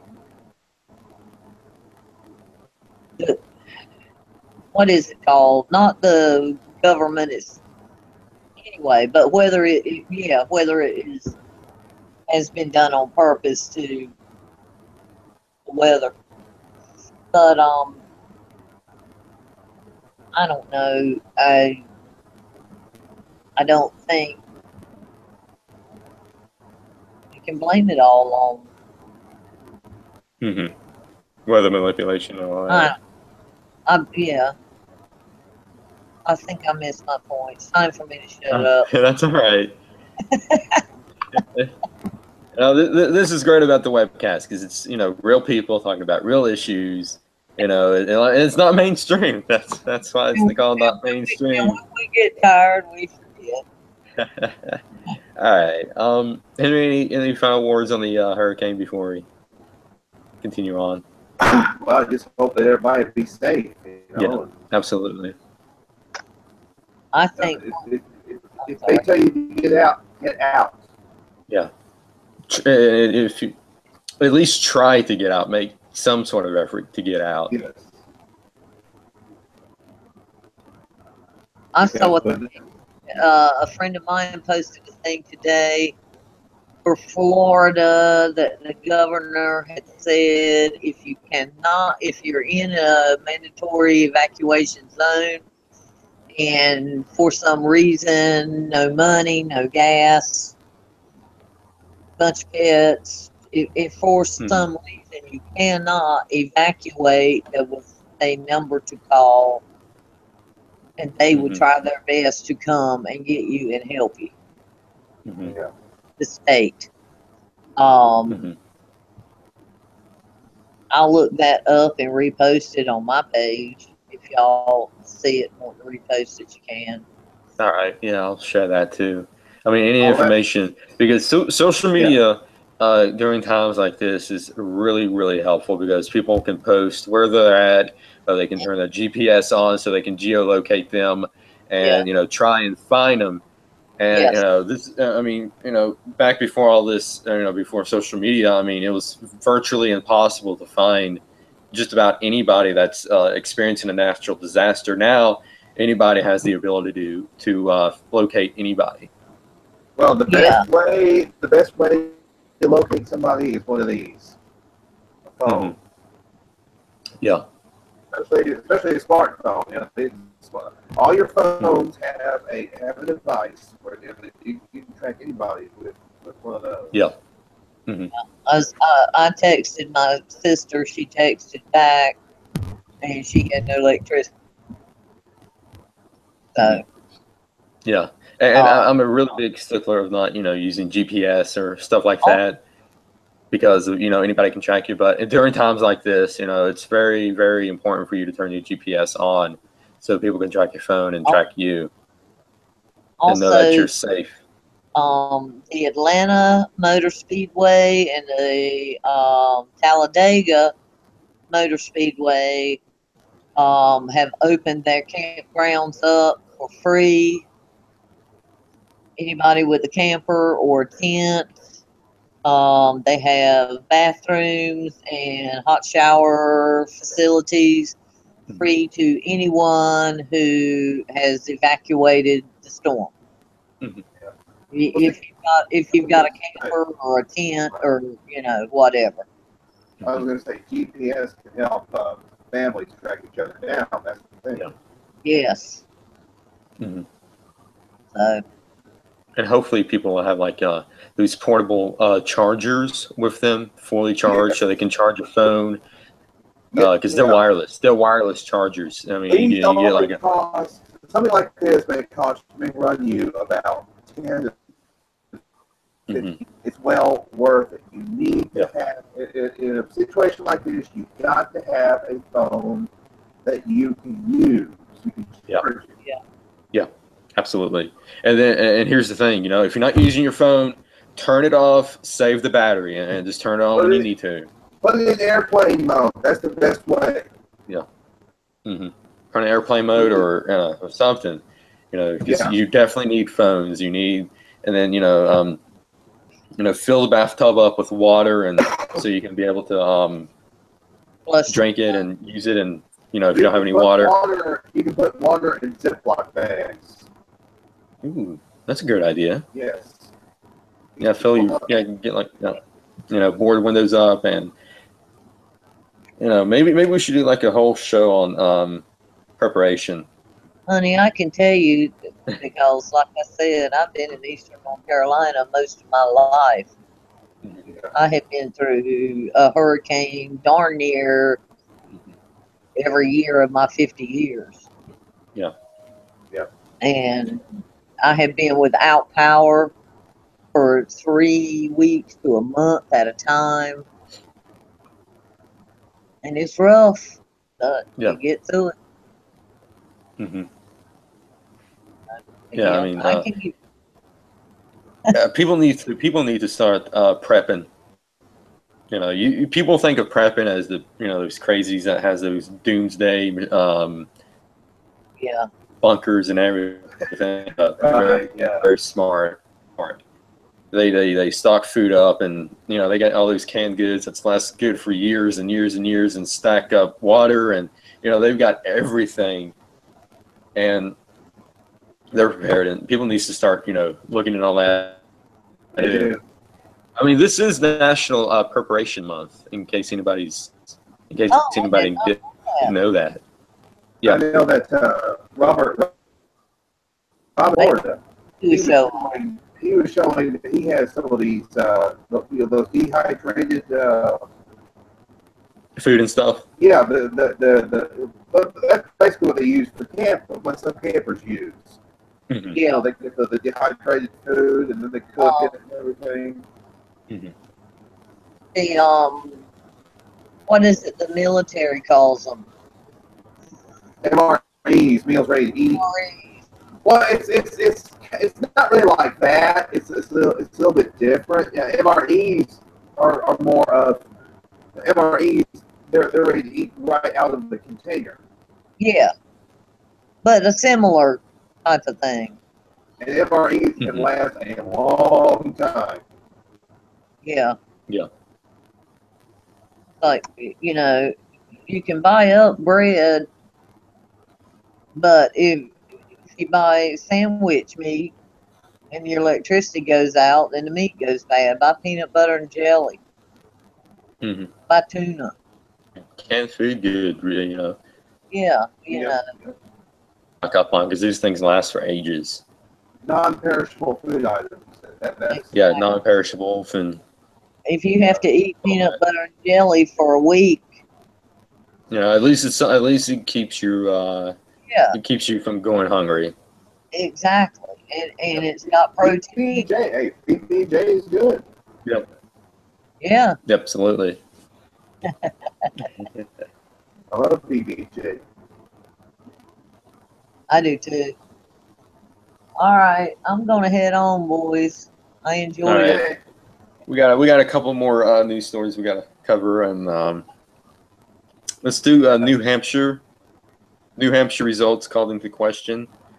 A new report could potentially call into question the validity of New Hampshire results for the 2016 presidential election, where Democratic nominee Hillary Clinton outpolled Republican nominee Donald Trump by a mere 2,736 votes. Data shows that more than 5,000 people who cast ballots in New Hampshire in election night may have not been residents of the state. One of the reasons for that is that voters could use out-of-state driver's license and have obtain a in-state license or a registered vehicle. Other reasons could be nefarious. New Hampshire House Speaker Sean Jasper, a Republican, released data Thursday following inquiries where the state Department of State and Department of Safety, which supervises elections. Certain aspects of voter registration, such as same-day registration and early voting, that critics say invite voter fraud and abuse of the electoral system. If you remember in February, Stephen Miller slammed suggesting that the non-resident Democratic parties were arrived in droves in New Hampshire. And if you guys remember, Stephen Miller came out and said, I was a part of a couple of campaigns in New Hampshire, and I've seen them, I've witnessed them busting people in from out of state to vote for whoever they want to vote for him. And this is what he said. Having worked before on a campaign in New Hampshire, I can tell you the issue of busing voters into New Hampshire is widely known by anyone who has worked in New Hampshire politics, and it's very real, very serious. This morning on this show, it's not a venture for me to say or lay out the evidence. It comes out and says, oh, he's a stupid idiot for saying that. They don't bust people in. And now you see that data that 56,554 people registered to vote in the election, providing only out-of-state license. Only about 1,000 voters have since obtained state license, while 200 people have since registered a vehicle in the state. Yeah, I posted that in. And of course, it's not the Republicans that are doing the cheating, obviously. Yeah. Democrats. Yeah. Yeah, this is a pretty long article, and I'll post the link to it below in the description below. I love to see them to. I love for New Hampshire to find out if people did vote illegally, and I kind of have a strong gut feeling they did, and they hand the electoral votes to Trump, and Trump gets more electoral votes. This right here, automatically, null and voids the popular vote, because right here it says, nefarious, results for New Hampshire is calling into question, and then I posted another article from Breitbart, and that says, Kobik, it appears out-of-state voters changed the outcome of the New Hampshire U.S. Senate race. The Senate race. So they're not only rigging the national election, the general election. They're rigging local Senate elections as well. This is how these people are and operate. George Soros wants these people. George Soros, buys the candidate, and he, does anything he can to make them win, and elections is one of them. And this is Breitbart. Mainstream media has ignored the problem of voter fraud because apparently voter fraud doesn't exist. It exists. It's real. Darn right. Yeah. I'm going to paraphrase a lot of the movie, y'all. I think the mainstream media is going to ignore this particular problem until it swims up and bites them on the ass. Yeah. you know. Here's the thing: Trump, between now and midterm elections, Trump needs to clean up the voting records, so there won't be any rigging involved, so there can't be any voter fraud involved, so that the people, so it'll be an actual election that's not rigged. They definitely need to clean up the local elections as well. See, all those conservatives that said that there was rigging going on, they were laughed at, they were mocked, and ridiculed. Oh, you're full of crap. Oh, there was any rigging. And they're arresting them all the time, all over the United States. Yeah. Yeah. Different people and different groups. Not to mention, this is explaining what happened. According to statistics released by the Speaker of New Hampshire House of Representatives, on the date of the general election in November 2016, there were 6,540 same-day registrants who were registered to vote in New Hampshire using an out-of-state driver's license to prove their identity. In and of itself, that doesn't that any fraud occurred. Theoretically, each of those individuals could have someone who have recently moved into the state and not have yet had the time to get a New Hampshire driver's license. You know, I'm surprised at this point they haven't, you know, paid these people to have fake driver's license for that state. That and it might be happening. Who knows? Let's see here. I have not yet had the time to get a New Hampshire's driver's license. According to New Hampshire law, a new resident has 60 days to obtain a New Hampshire driver's license. So if those 6,540 voters were bona fide New Hampshire residents, they will have to get their driver's license no later than January 7th, 2017. However, the numbers tell a different story. It turns out that as of August 30th, 2017, nearly 10 months after the election, only 1,014 of the 6,540 same-day registrants who registered with an out-of-state license had obtained a New Hampshire's driver's license. The other 5,526 individuals never obtained a New Hampshire driver's license, and out of those 5,526, only 213 registered a vehicle in New Hampshire. So that's 5,000 votes. Yeah. That are under suspicion. Yeah. And 5,000 is a lot. Yeah, it is. Yeah. And I remember election night, New Hampshire was very, very close. I mean, it was turning blue, it was turning red. They didn't know which way to go. And after this, I strongly believe that Hillary rigged New Hampshire, and New Hampshire should have been Trump. And I'm sure Hillary rigged a couple other states too. It's not knowing Hillary doesn't surprise me. There's a few that just plainly voted for her, but on several states. But then there's some that, 5,000 votes is a big damn number. Yeah.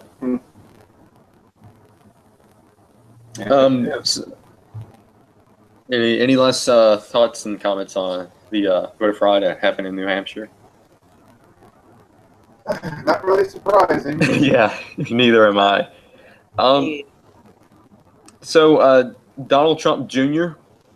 Went to testify in front of a privately held Senate meeting, and according to Politico, the notes from the meeting with the Russians is not going to be damaging the Trump family. So another Russian narrative that blown up in their face.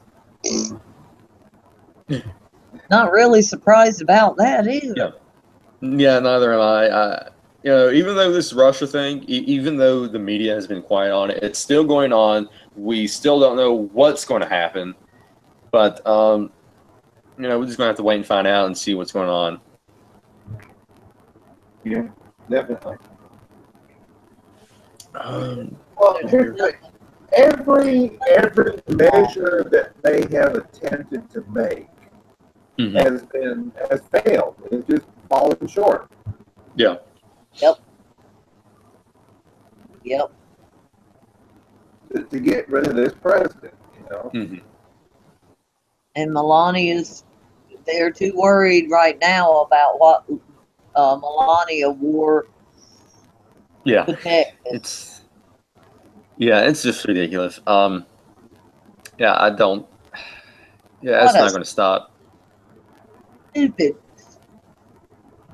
You know, after the whole hurricane, this devastation that's going on, they're going to rev up it again. They're going to rev up Russia. They're going to rev up racism. They're going to rev up everything, and it's going to triple down on it. So let's go to the trial. Go ahead, Henry. They're going to triple down on stupidity is what they're going to do. Yeah. All right. You know, but it's not really shocking. It's not shocking to me. I can tell you that. I mean, you know, it's got to the point. Nothing surprises me anymore. It's got to that point. Exactly. All right. So, trial. I'm calling this trial of the century. Bob Menendez. Oh yeah. Yeah. So he's on court for fraud, for bribes, and helping the Maligan Native government, and issues while Maligan committed Medicare fraud. My God, this dude is corrupt as hell. So Bob Menendez. So just give a rundown. To give a little rundown of what he did, Menendez sold political favors to her friend, Dr. Salomon Melgen, in exchange for more than $500,000 worth of bribes, including helping Melgen navigate government issues while Melgen committed Medicare fraud. Menendez is facing a dozen of corruption-related charges. So Melgen's attorney, Kirk Orgoski, attempted to frame the trial as racism. Race the card. He pulled the race card. Pull the race card. This is what he had to say. This is what he had to say. Silent Bob. This is what the attorney had to say. Silent Bob were a part of a fellowship of Hispanic Americans, entrepreneurs, businessmen, doctors, politicians. You hear at this trial, their idea was to pay it forward, helping young Hispanic Americans improve their lives, lift up their community, play a larger role in the community, Orgoski said. This case isn't only an attack on those two men, but it's an attack on the entire group of Hispanics. Out of the Hispanics party that said it's an attack on the whole group, and by the whole group he means the whole group of Hispanic Americans. Damn them to hell. Oh my God. Okay, so let me get this straight. This dude is corrupt as hell. He's corrupt as sin. Him and Bob Menendez and Salomon Melgen is corrupt. They took bribes. They committed fraud. They did all this other nonsense. And one of the CNN political commentators, Ana Navarro, basically paid, gave funding to Bob Menendez. Yes, she did.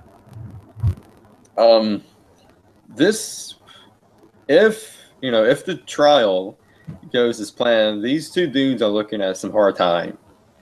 If Ana Navarro is a Republican, I'm the freaking king of Scotland. she's no conservative. I don't believe that for a minute.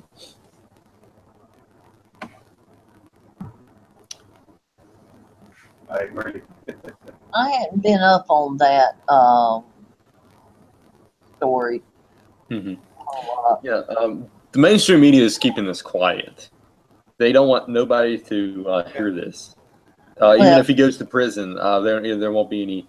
And now it's my understanding is that Chris Christie, if this keeps going on, there won't be a.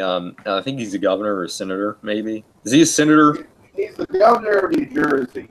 Okay. Yeah. So Chris Christie has to replace him.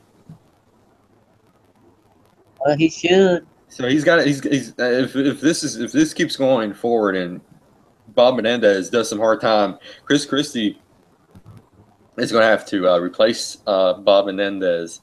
Chris Christie, aka Krispy Kreme. I've not seen Chris Christie lately. I don't know if he's gained or lost. He's still out on the beach with his family. Oh, is he? He's a freaking bully, man. Chris Christie's a freaking bully. Yeah, I'm not a big fan of him, but it's going to be interesting to see where this trial goes. If the trial goes as how the law is supposedly actually work, these dudes is going to experience some hard time. Yeah. Harry Reid might be involved in this too. Senator Harry Reid reportedly lobbied the Obama administration on behalf of Menendez after Menendez asked Reid to intercede for his friend and donor. Yeah, but I don't see them putting Harry Reid in jail for nothing. Harry Reid is going to throw these guys under the bus. Wouldn't that be fun? I would love to see Harry Reid in handcuffs. I would too. Yeah. The prosecutor said that Meligan defrauded the government for more than $105 million. Yeah, not surprised by that. Yeah, this. Hopefully the swamp is draining. Hopefully Jeff Sessions might get involved in all this if the outcome isn't what it appears to be. We go to the Schultz. Wasserman Schultz is getting good. It is so freaking good. Hopefully I can find it now. Exclusive. This is the Daily Caller. And hopefully I click the right link.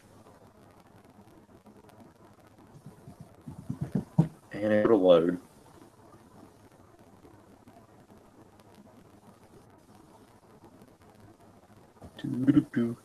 Oh, speaking of weather, remember the Mexico had an earthquake too. Mexico had an earthquake. I think there was a couple of earthquakes that day. And what? No, what was 8.0 in Mexico? I think it was like off the charts. It was like historic. I'm not sure, but just I thought. Speaking of weather and the fires, that was fires that's happening to, I think, Oregon, Washington State, maybe. So a lot has happened.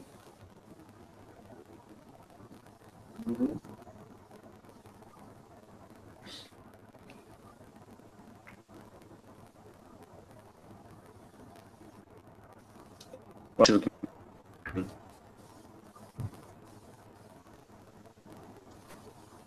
This is live, people. Okay, here we go.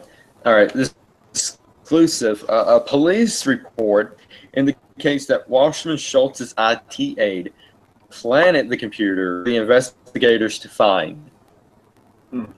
This is completely huge. Now we know why Deputy Schultz came down the D.C. police chief saying, "Give me that. I'm not under investigation.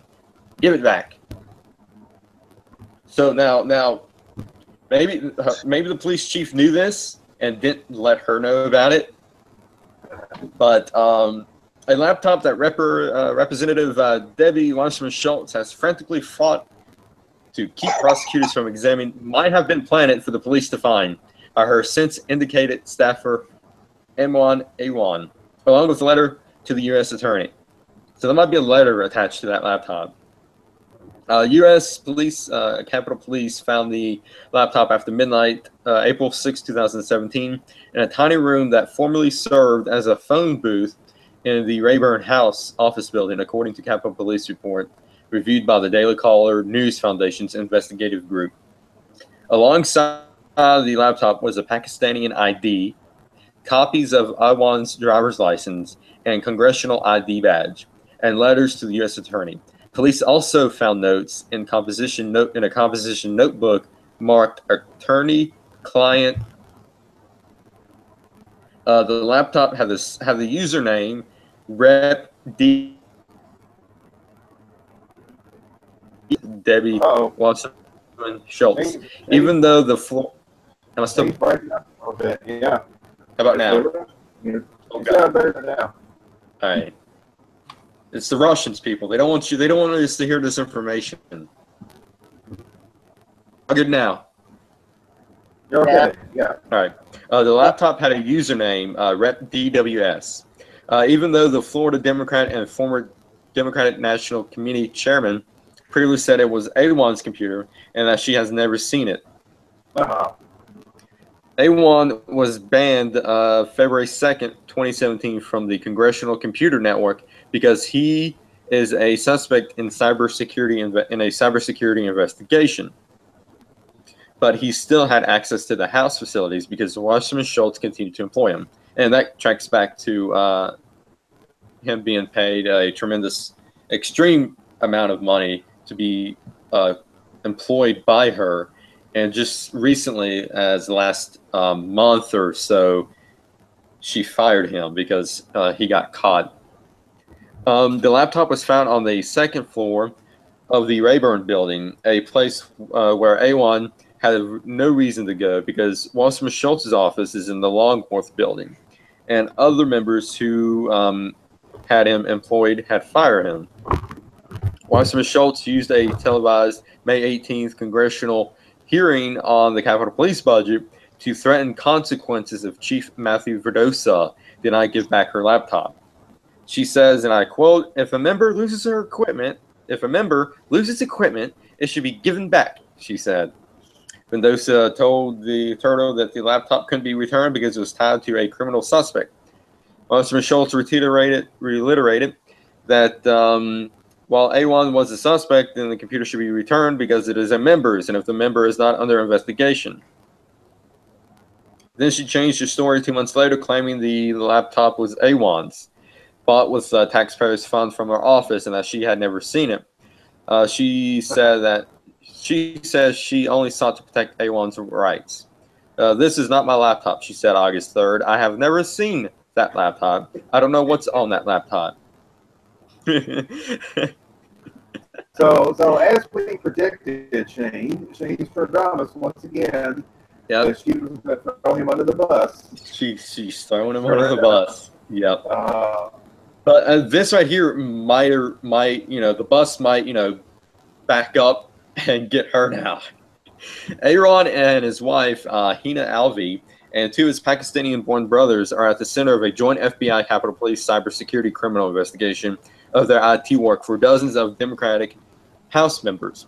A1 was arrested by the FBI at the Dulles International Airport July 25th of this year while trying to board a flight to his native Pakistan, and then indicted on 4 counts of bank fraud in connection with his wire transfer of nearly $300,000 to Pakistan. The bank fraud charges are tangential to the cybersecurity probe. This is a pretty long article. Yeah, it sounds pretty bad too. Yeah. But that's just a small. Deb. That's a portion of the article, and another article came out today. That has to deal with this whole Debbie Wasserman Schultz laptop gate. I guess you can call it laptop gate. Yeah. Laptop gate. I think A1's brother, or maybe some other one, is no. I think I don't want to tell you guys wrong. So I'm trying to find it again. Right here. Wasserman Schultz's aide who fled U.S. strikes a deal. A deal to return facing charges. All right. A former Florida representative, Debbie Wasserman Schultz, former staffer for Debbie Wasserman Schultz, who fled to Pakistan while on a criminal investigation, has finally struck a deal with federal officials to return to the U.S. to appear at an arrangement.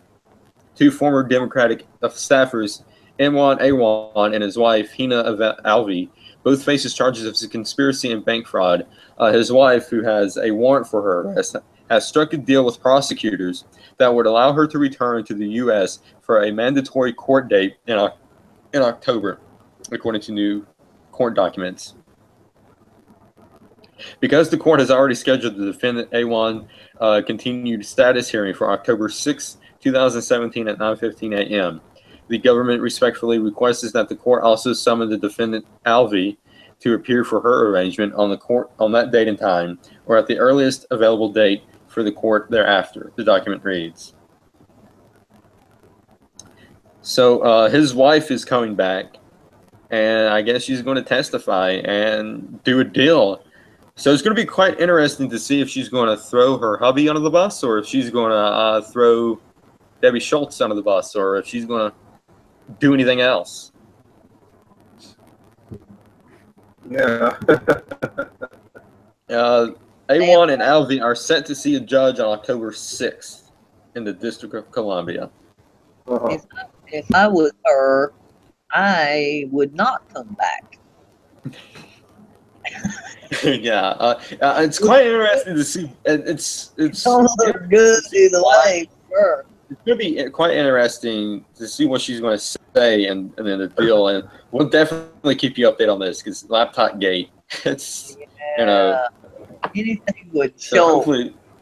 hopefully, Amy likes to call her Ramen Noodle Head. So Ramen Noodle Head. She's a. Never mind. Go ahead and say it. We're not mainstream. God. What a. Yeah, she's It's just that horrible feeling when you look at her. You can tell. Anybody who has any sensitivity at all can look at the Debbie Wasserman Schultz and just tell it's bad. Yeah. You know, it's just bad. I'm curious to see if this might tie into Hillary Clinton, if maybe some of Hillary's emails might be on that laptop. I hope so. Maybe that's one of the laptops they didn't use BleachBit for and smash drives for. God, that'd be great. Virginia declares state of emergency ahead of Irma. Okay, well that's good. All right, so I think that's pretty much it in the national side of things. Lel, you got any local news for us real quick? I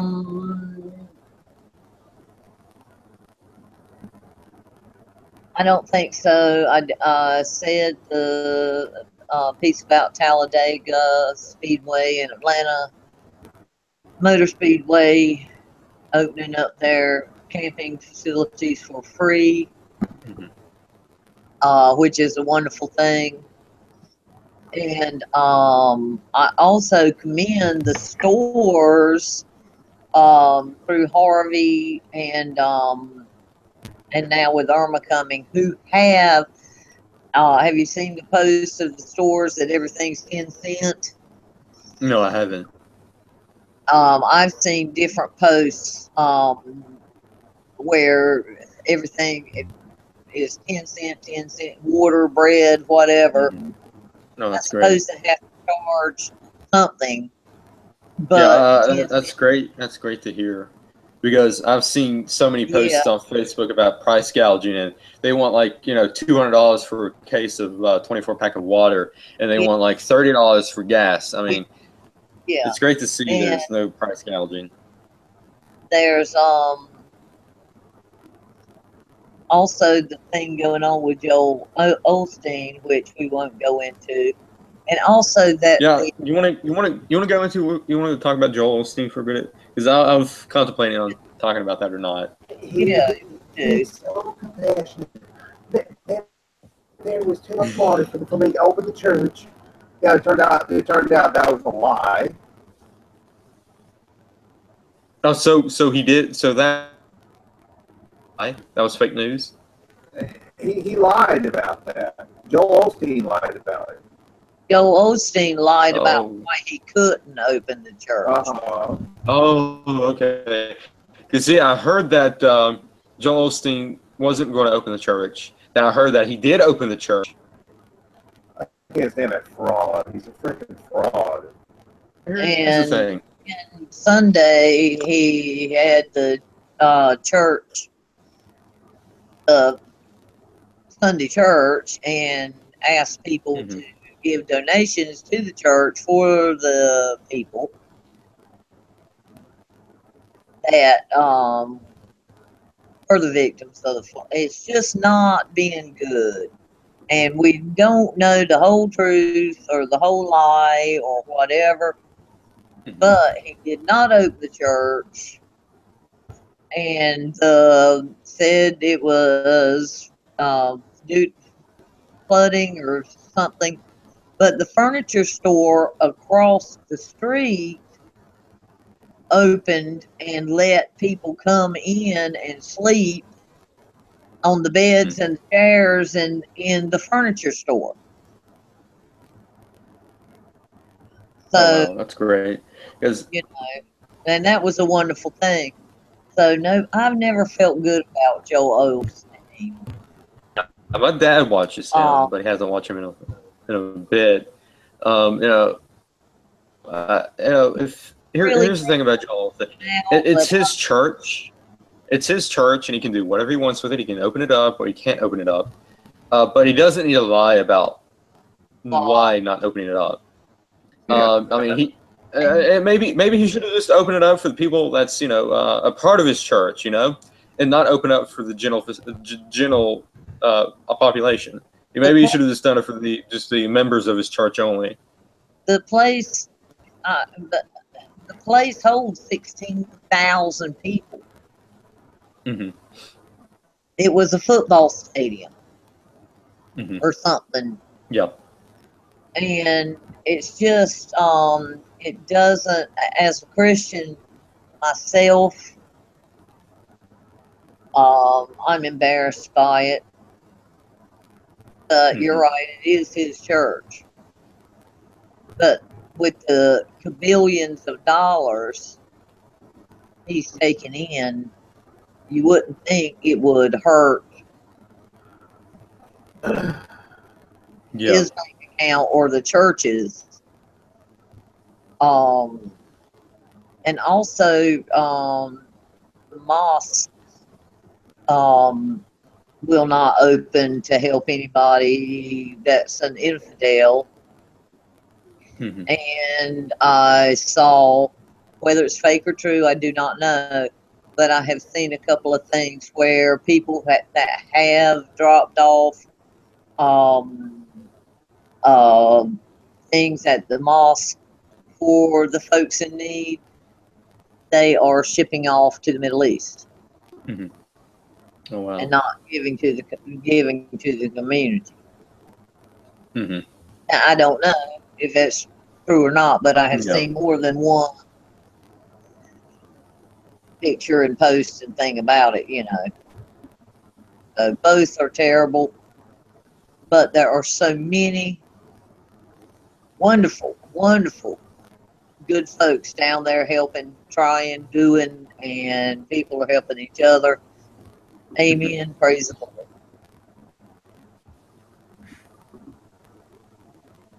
Henry, you got any local news for us? Yes, and it actually pertains to, this is a local thing pertaining to DACA. Protesters say DACA should remain. If I can scroll this down. All right, I think this happened today. This afternoon, some 30 people marched to Senator Thad Cochran's office in Jackson to protest, saying that DACA should remain in place. DACA, also known as Deferred Action for Childhood Arrivals, recently came under fire when President Trump called for the end of DACA. Dax Fairchild, a school teacher in Scott County, said many of his students are a part of DACA. Regardless of immigration laws, DACA pertains mainly to student-aged individuals, and so we have got to realize that kids are involved here, said Dax Fairchild. So we certainly, regardless of your agreement on the implementation of DACA or not, as humans, we've got to have empathy. The protest began by attendees marching to Cochran's office building, chanting that immigrants should be welcome in the U.S. Brenda Ramirez was in attendance at the protest as she spoke to the crowd through her tears. I just wish that the government wouldn't take DACA away from us dreamers, said Ramirez. I have a lot of goals in my life that I want to accomplish. I just honestly feel that like this is not right. This is something that is really hurtful for us. Ramirez is 18 years old, is a recipient of DACA. She recently graduated from Ridgeland High School in May. Well, the thing is, your parents came here illegally. Yeah. Your parents came here illegally. You can't stay. Sorry. I mean, we gave her free education. What more does she want? Really? The thing is, I mean, listen, you know, they're trying to put this all off on Trump and say, I'm research an evil SOB and all this stuff. No, this was Obama. What's that? I said he hates children. Yeah. Trump hates children. Go ahead, Henry. Exactly. Yes. The point is, it's got to stop somewhere. There has got to be a line drawn and say, you can stay, but nobody else from here out. Or, I mean, there's got to be, you've got to figure out. I think what needs to happen is that these DACA people, they need to look at the criminal record. And if they have like a really horrible criminal record, deport them. But if they're good and clean, you know, help them get to be legalized, legal citizens. Help them out. Don't just continue throwing money at them because they're illegal. You know, give them, you know, help them become legal citizens. Yes, they need to. Yes, come up with things they need to comply to. Yeah. And help them become legal. I agree with that. Mm-hmm. But then you need to cut off now. Yeah. You need to get the wall or whatever you're going to do and cut it off now. Yeah. So we don't have a whole nother generation. Mm-hmm. But the generation that's here, I agree. Check the criminal records. Send them on. If they've done good work, been decent, help them become legal, let them stay, but we need to cut it off where the system's going to work better from now on. Mm-hmm. I agree with that. Yeah, that's what I think. What do you think, Henry? I have to agree. I mean, you know, I hate to throw out a 15-year-old youngin' mm-hmm. on their own or you know, or whatever, mm-hmm. or even a 20-year-old youngin' that's never been in Mexico and has nowhere to go, nowhere to live. I hate to throw them out.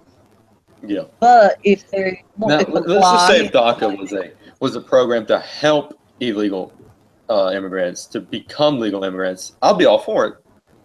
I'll be all for it. But it's not. It's not. It's a program to throw money at illegal immigrants to do whatever the hell they want with it. To get them to vote Democrat. Exactly. Hey, here you go. More money. Vote for us and you get more money. That's all it is. Yep. And we'll is that all you have? Just barely enough to scrape by, and that's it. And what they don't understand is that the Democrats is going to screw them over anyway. Right. Yeah. Do you have anything else, Henry? No, that was it. All right, I have a couple of things. East River Mountain for a hydroelectric pump storage facility. This is in Tazewell County, Virginia. It's somewhat close to me. Dominion Power has announced its plans to build a $2 billion hydroelectric pump storage facility in the Virginia coal fields. The company filed a preliminary permit with the Federal Energy Regulatory Commission to persuade Tazewell County as a potential site. Dominion Power already owns 2,600 acres of the proposed site on the East River Mountain. The permit would allow Dominion Power to conduct a feasibility study on a total of 4,100 acres.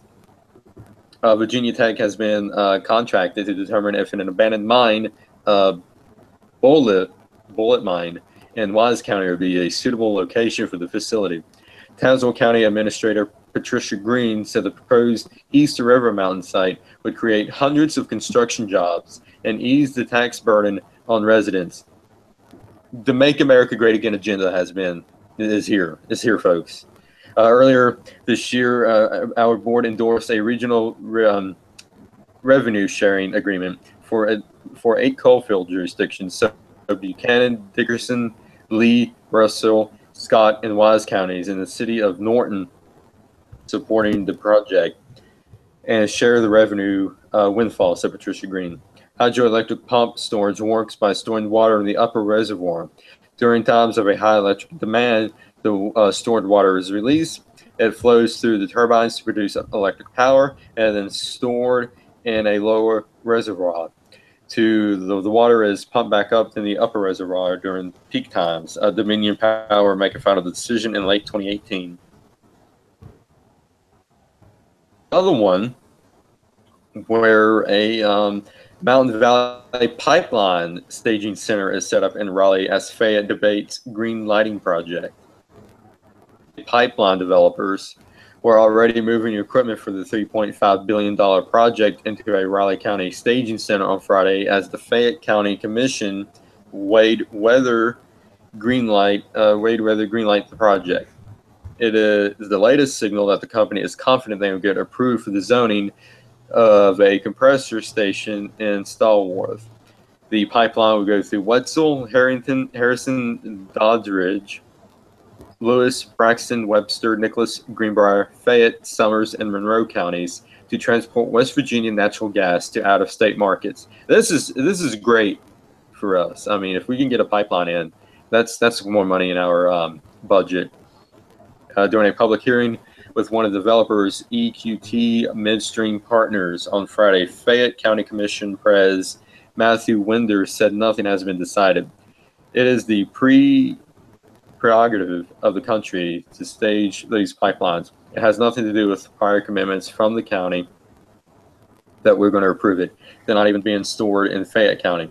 ETQ Midstream Partners were not agreed to an interview, but an attempt to make the case to Fayette County Commission and residents that the compressor would keep hazardous chemicals out of the air and away from the groundwater.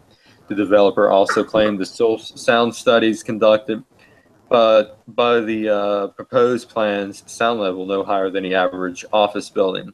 But some residents are not buying EQT's stories at Friday's hearing.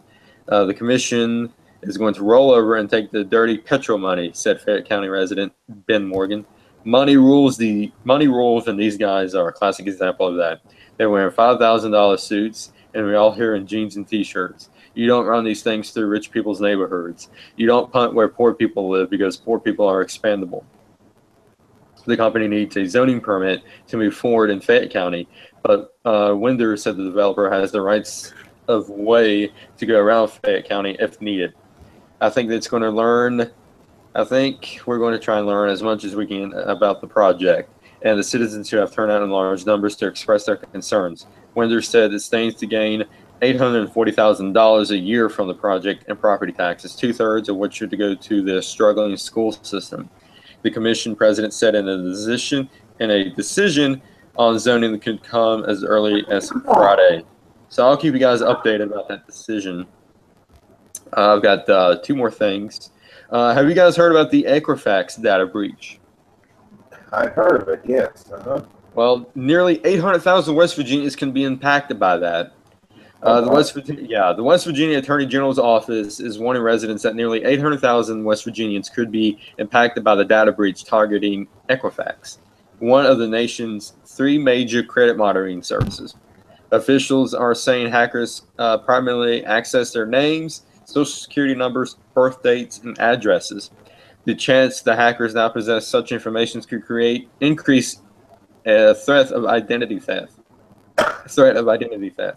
Attorney General Patrick Morrissey is urging consumers to watch activity on their bank accounts and credit cards, as well as monitor credit reports. He also says strengthen passwords and use caution with any entity seeking to gain access to personal information. Equifax has established a website to notify customers if their information is compromised. The company is also offering a 1-year free credit monitoring and identity theft protection for all U.S. customers. Anyone who believes they've been a victim of the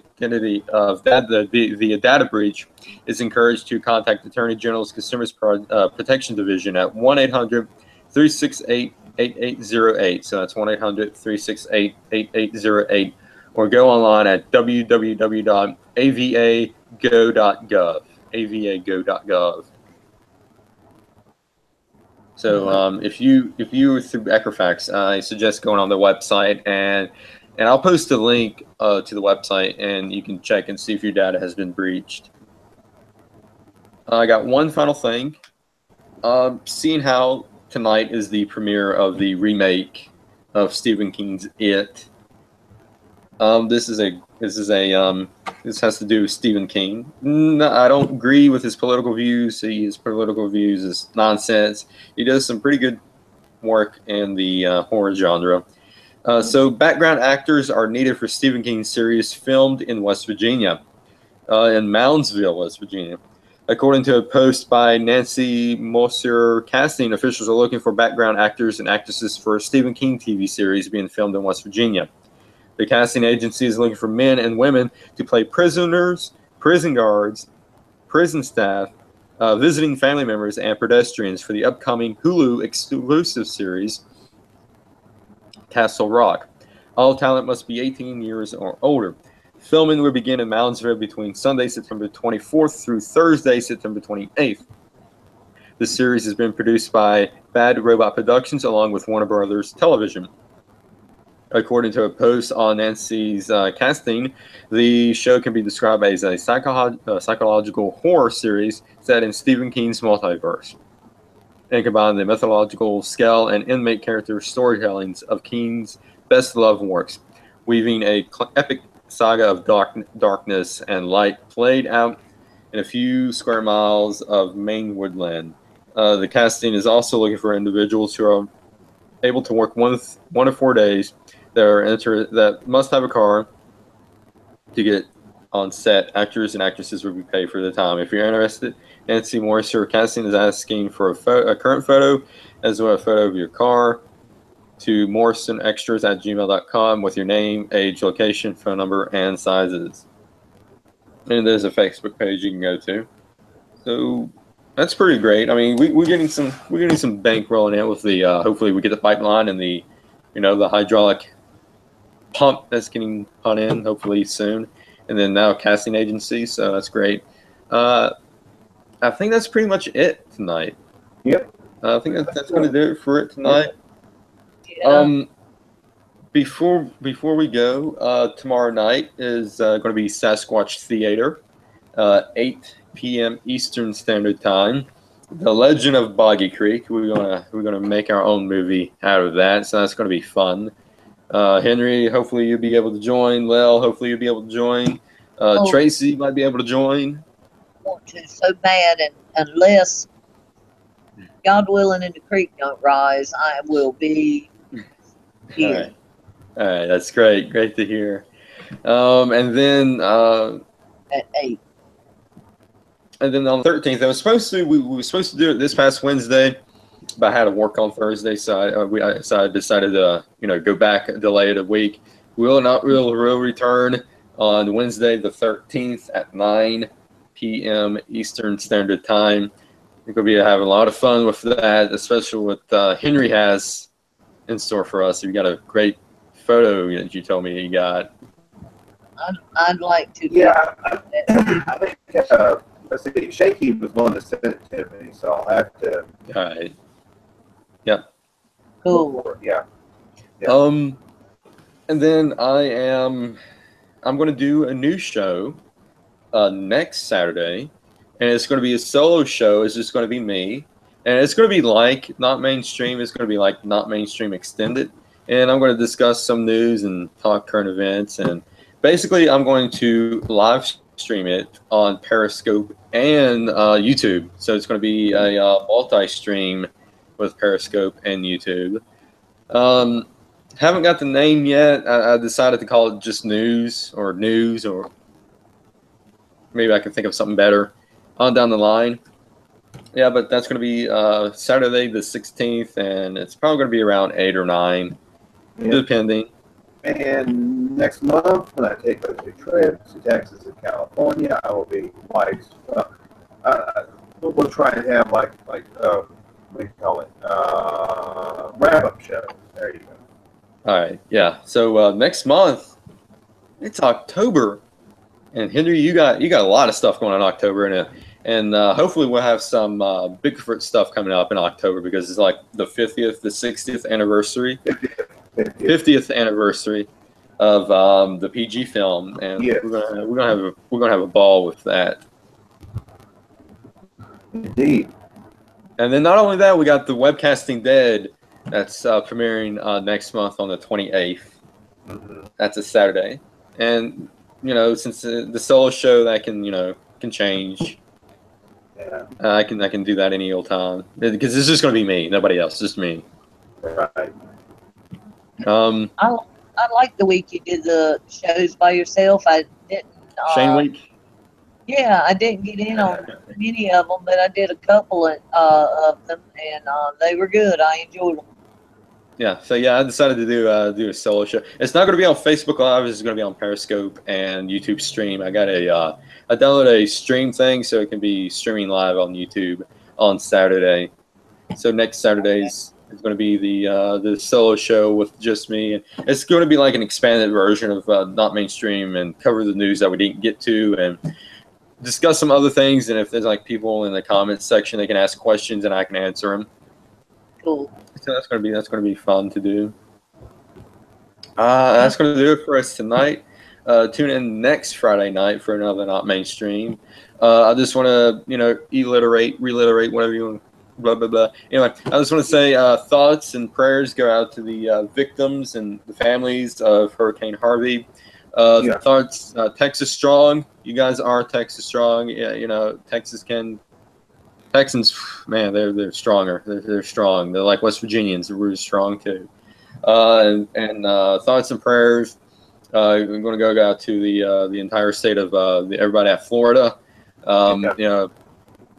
Get the hell out of there if you can. If you can, try and bunker down to somewhere safe. Get somewhere safe.